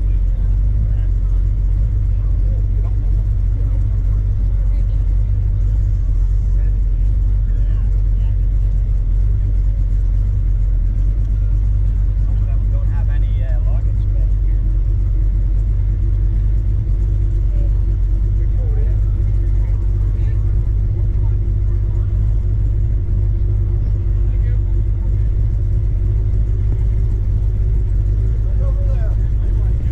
Right there. Excuse me, ma'am. Here. We're coming in here.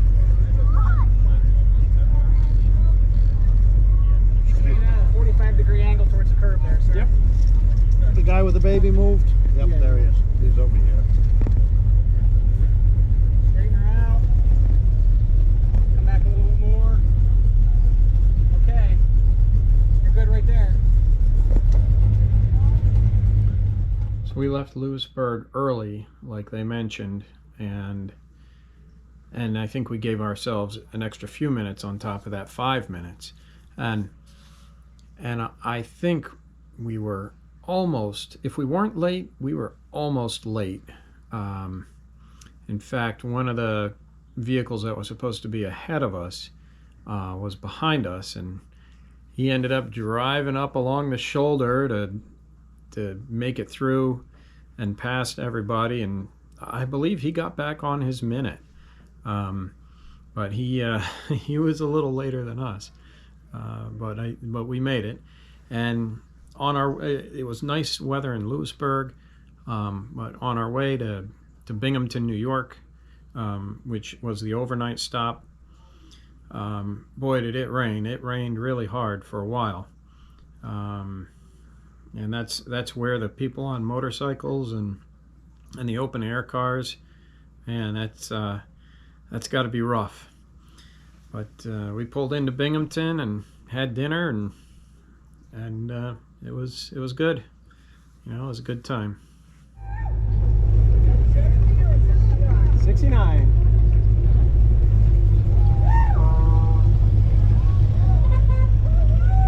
Thank you.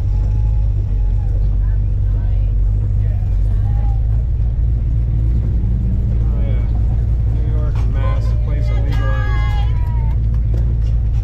No sticker? No, the rain. Oh.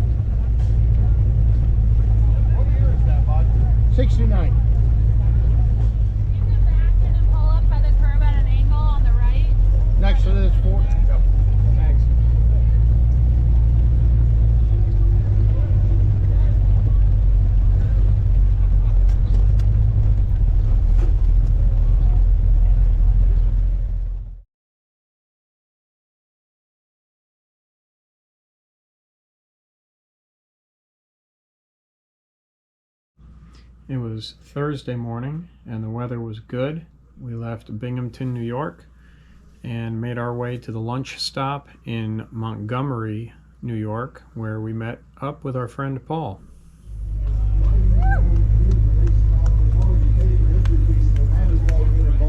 Stay involved and experience it. This is Team 151. This is a 1969 Mercury Cougar Eliminator. Mark Kachowski from North Adams, Massachusetts is driving. David Wyras from Merrimack, New Hampshire is navigating. They're rookies. They drove the car from Massachusetts to Owensboro, Kentucky. There's a lot of construction, not construction, congestion, from what we understand. You may want to get your lunch and go. Sweet little Eliminator option on that car. That's their team name. We joke about we're not sure how they got it, but it is on the side of the car, so that's their team name.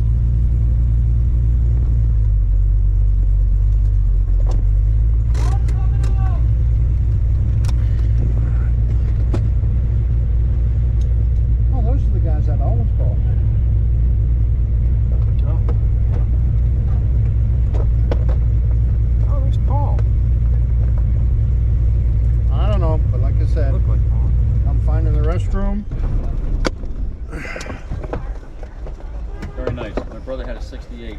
Cool. He flipped it. Wow. Hi guys, welcome to Montgomery. Thank you. Welcome. Yeah. Lunch is just over here under the tents. Yep. And porta potties right over here. Yeah. Thanks. You're welcome. No. You need a hand, old man? No. It's been 3 hours. Yep. It's Paul. We stopped.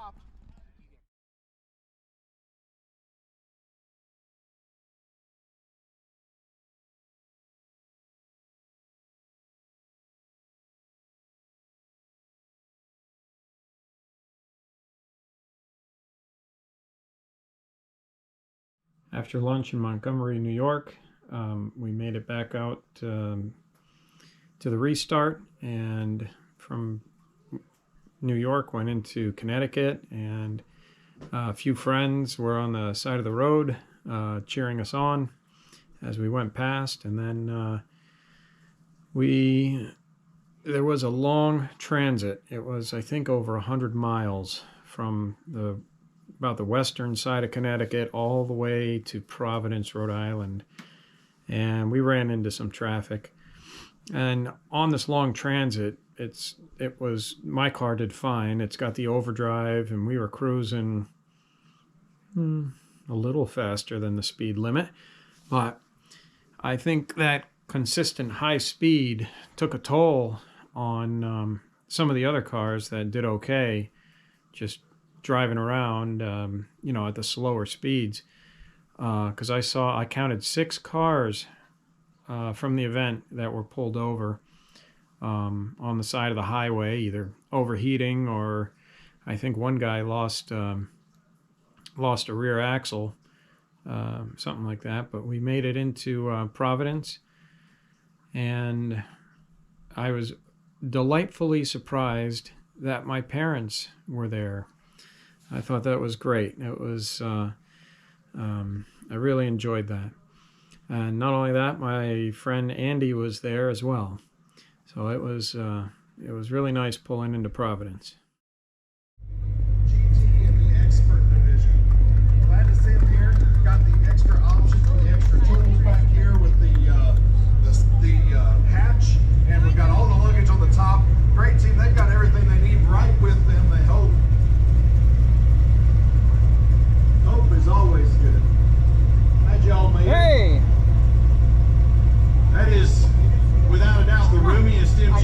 Hey, Maine. Still not quite enough for 9 days of rallying across this wonderful country of ours. Check this out, a 1969 Mercury Cougar. Not just a Cougar, this is an Eliminator package here. Mark Pachowski from North Adams, Massachusetts. David Wyris from Merrimack, New Hampshire, your navigator. Sweet car there. They are rookies. They drove down from Massachusetts to Owensboro, Kentucky to start the race in that car, rallying their way back up into the New England states, and they'll just ease on back down when they're done. It's kind of a matter of convenience there. Fantastic adventures and a really cool Cougar. Probably not going to see a whole lot of those if you're in this car.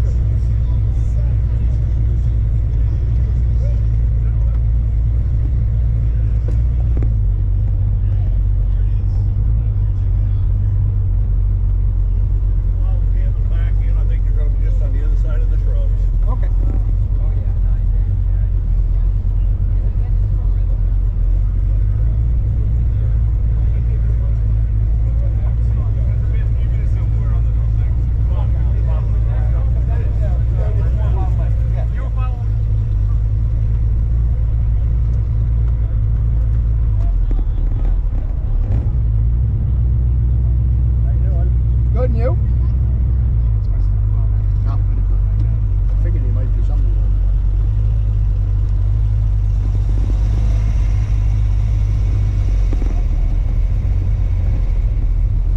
That was awesome. Thanks. I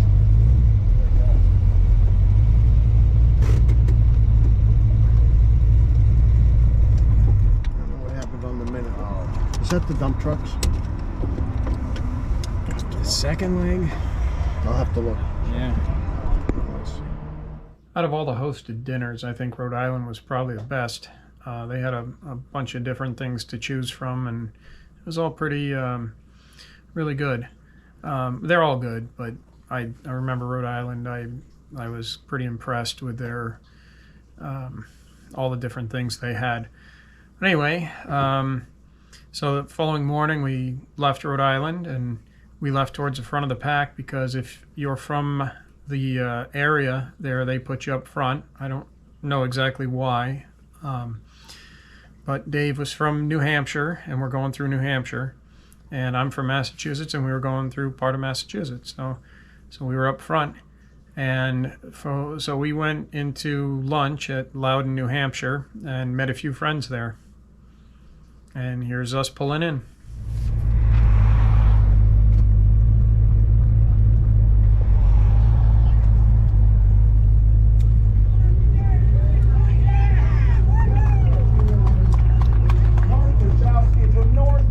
Massachusetts is driving. David Wyris from Merrimack, New Hampshire is navigating in a 1969 Mercury Cougar. They are rookies. They drove that car from Massachusetts to Owensboro, Kentucky for the start of the race, and they are driving it to Maine and then back home again. Pretty cool story. This is some of those X-Cup experience in this car. This is the 1961 Cadillac sedan, the Bill. Come on.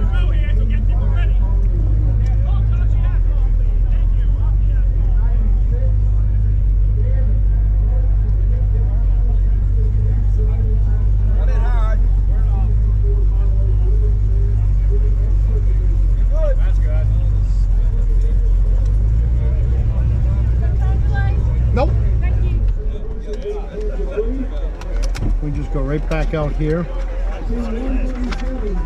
Hi.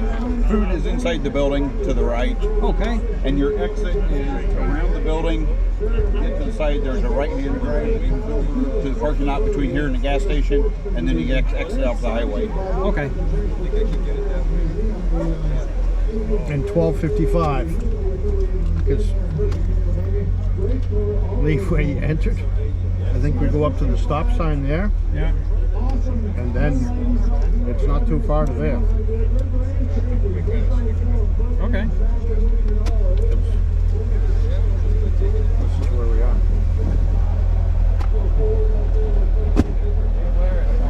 I'm good. How are you? How you holding up, buddy? Well, we haven't killed each other yet. Crane to get you out, Dave? Huh? Do we need the crane to No. get you out? I was just out. I just put fuel in it at, up the street.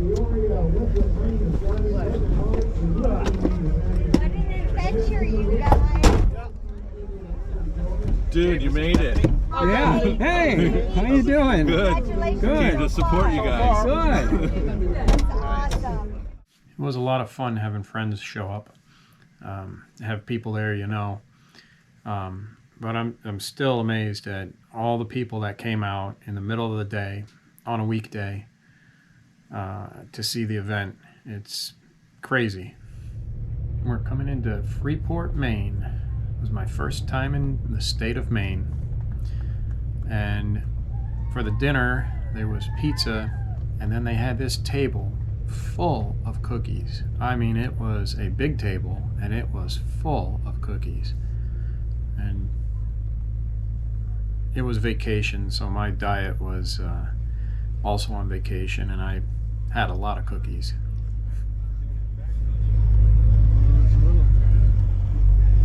Ace, like 3. Ace like 3. right. That's our first.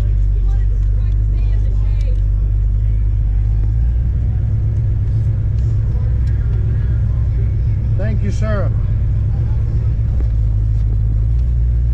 13 seconds. All day? 13 seconds. Holy. Early 5 seconds. Early 3 seconds. Ace. Late 2 seconds. Early 3 seconds. Family-friendly event here. 1969 Mercury Cougar Eliminator. This is a killer muscle car. Mark Ichowski from North Adams, Massachusetts, your driver. Trusty navigator David Wyris from Merrimack, New Hampshire. Thank you very much. I saw Merrimack sign just a while back. Today, Eliminator Cougars, pretty rare on the streets these days. That one beautifully restored. This is their first great race, ladies and gentlemen. They drove from Massachusetts down to Owensboro, Kentucky to start this race in that car. Rallied their way all the way back up here, making some pretty incredible adventures and memories. And my son was pretty pumped. He saw his first. Leg 3, first leg after lunch. Oh, there's the bean boot. I've seen that on the freaking highway.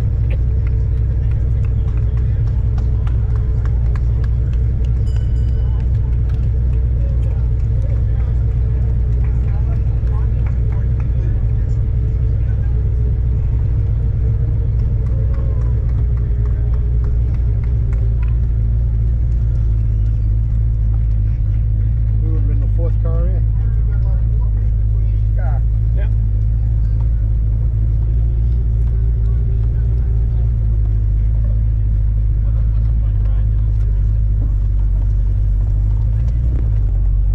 He's going to want you to pull forward.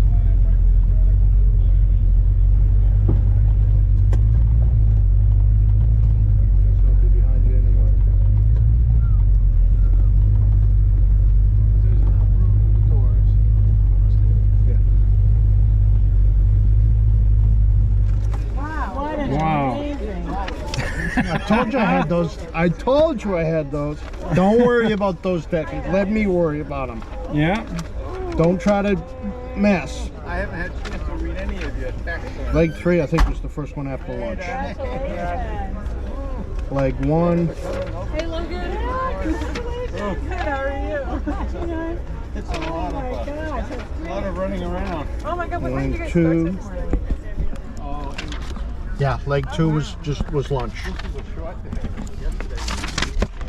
Our first ace. Congratulations, you guys. Hey, Logan. Ace stickers. We had a tough day, but we Wow. You got an ace? Yay. We did too. Congratulations. Did you get one? Which leg did you get it on? 13 seconds all day. I think it was.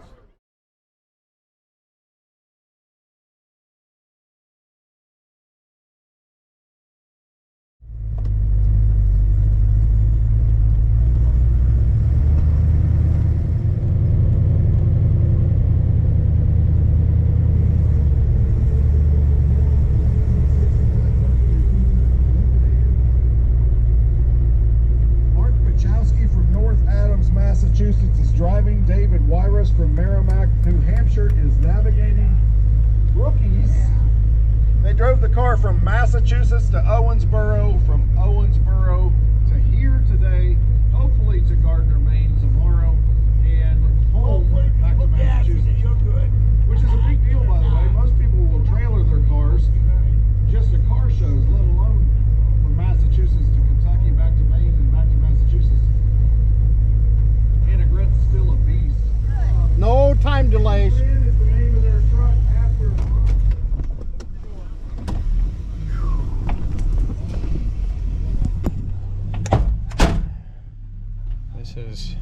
We're in Maine.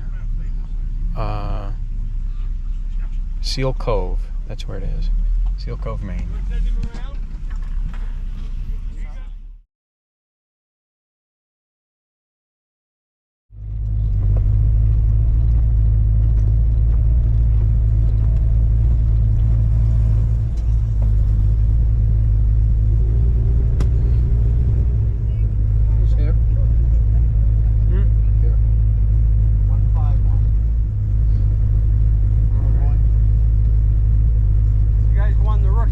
Yesterday. 13 seconds. There's your trophy. Congratulations. Thank you, sir. And open the envelope. Okay. It's a gift certificate. Yes, sir. Thank you Thank very you. much.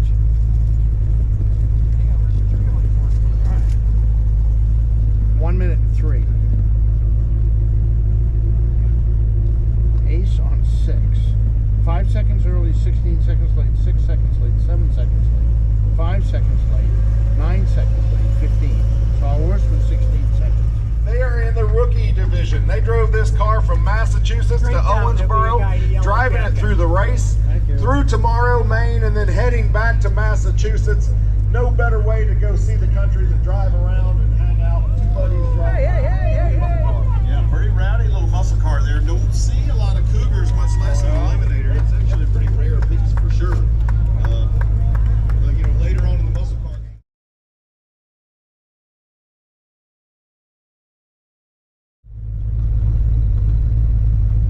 Here's this for you guys, and then right up by those cones, they'll have you park.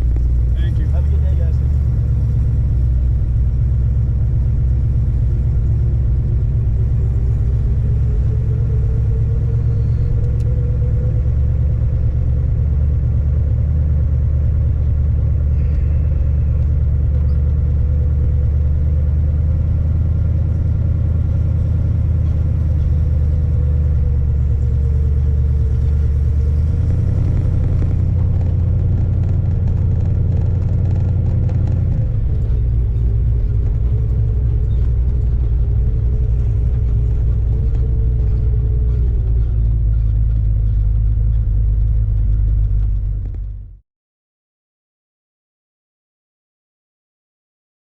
On the last day, they had us going through a neighborhood, and we were zigzagging through there. There were old cars going every direction, back and forth, trying to follow the route, and it was quite a fun time for the people that lived in the neighborhood. They were all sitting outside in lawn chairs and having a good time watching the cars. But here we are coming into Gardiner, Maine.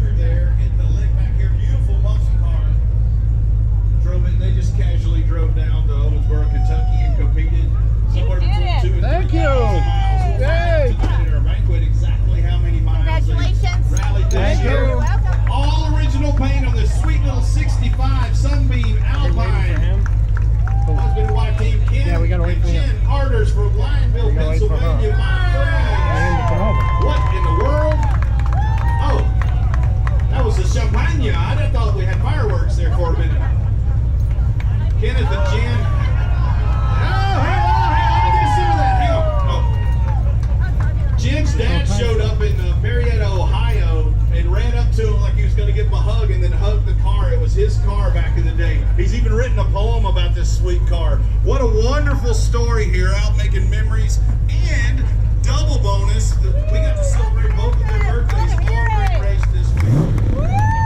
Hard earned glass of bubbly coming up for this couple. Stop. Thank you.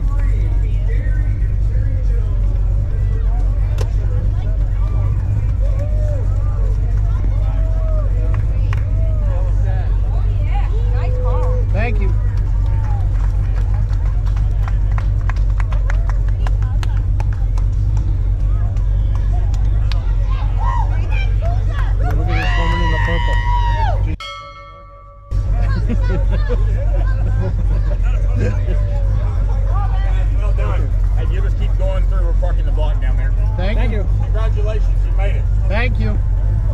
Coming through. Thank you.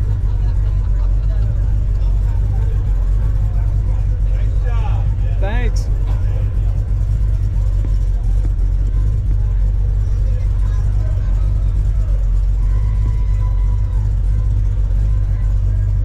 That's pretty. Thank you.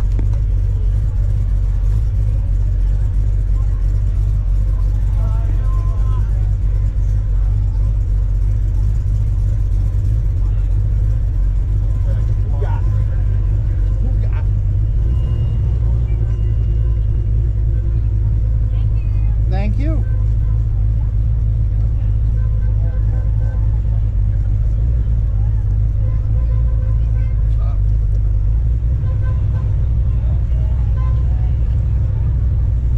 Alright, you guys can go ahead and pull up next to 136 or 71, whichever you're more comfortable with. You want to Okay. back in? Yeah, we'll back in next to 136. Back into 136.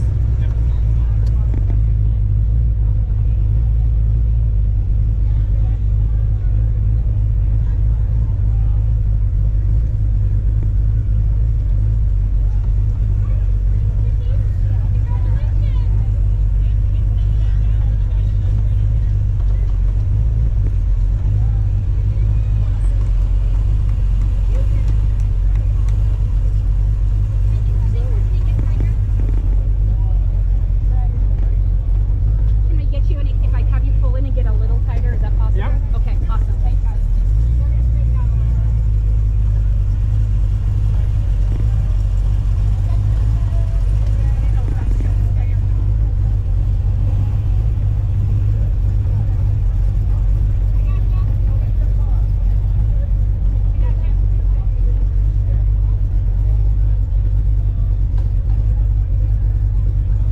A little bit more.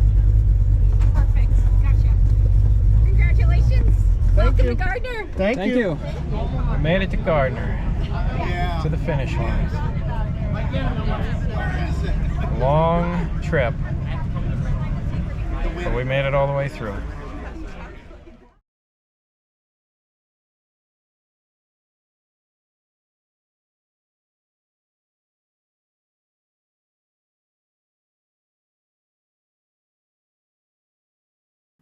Well, thanks for watching this whole video.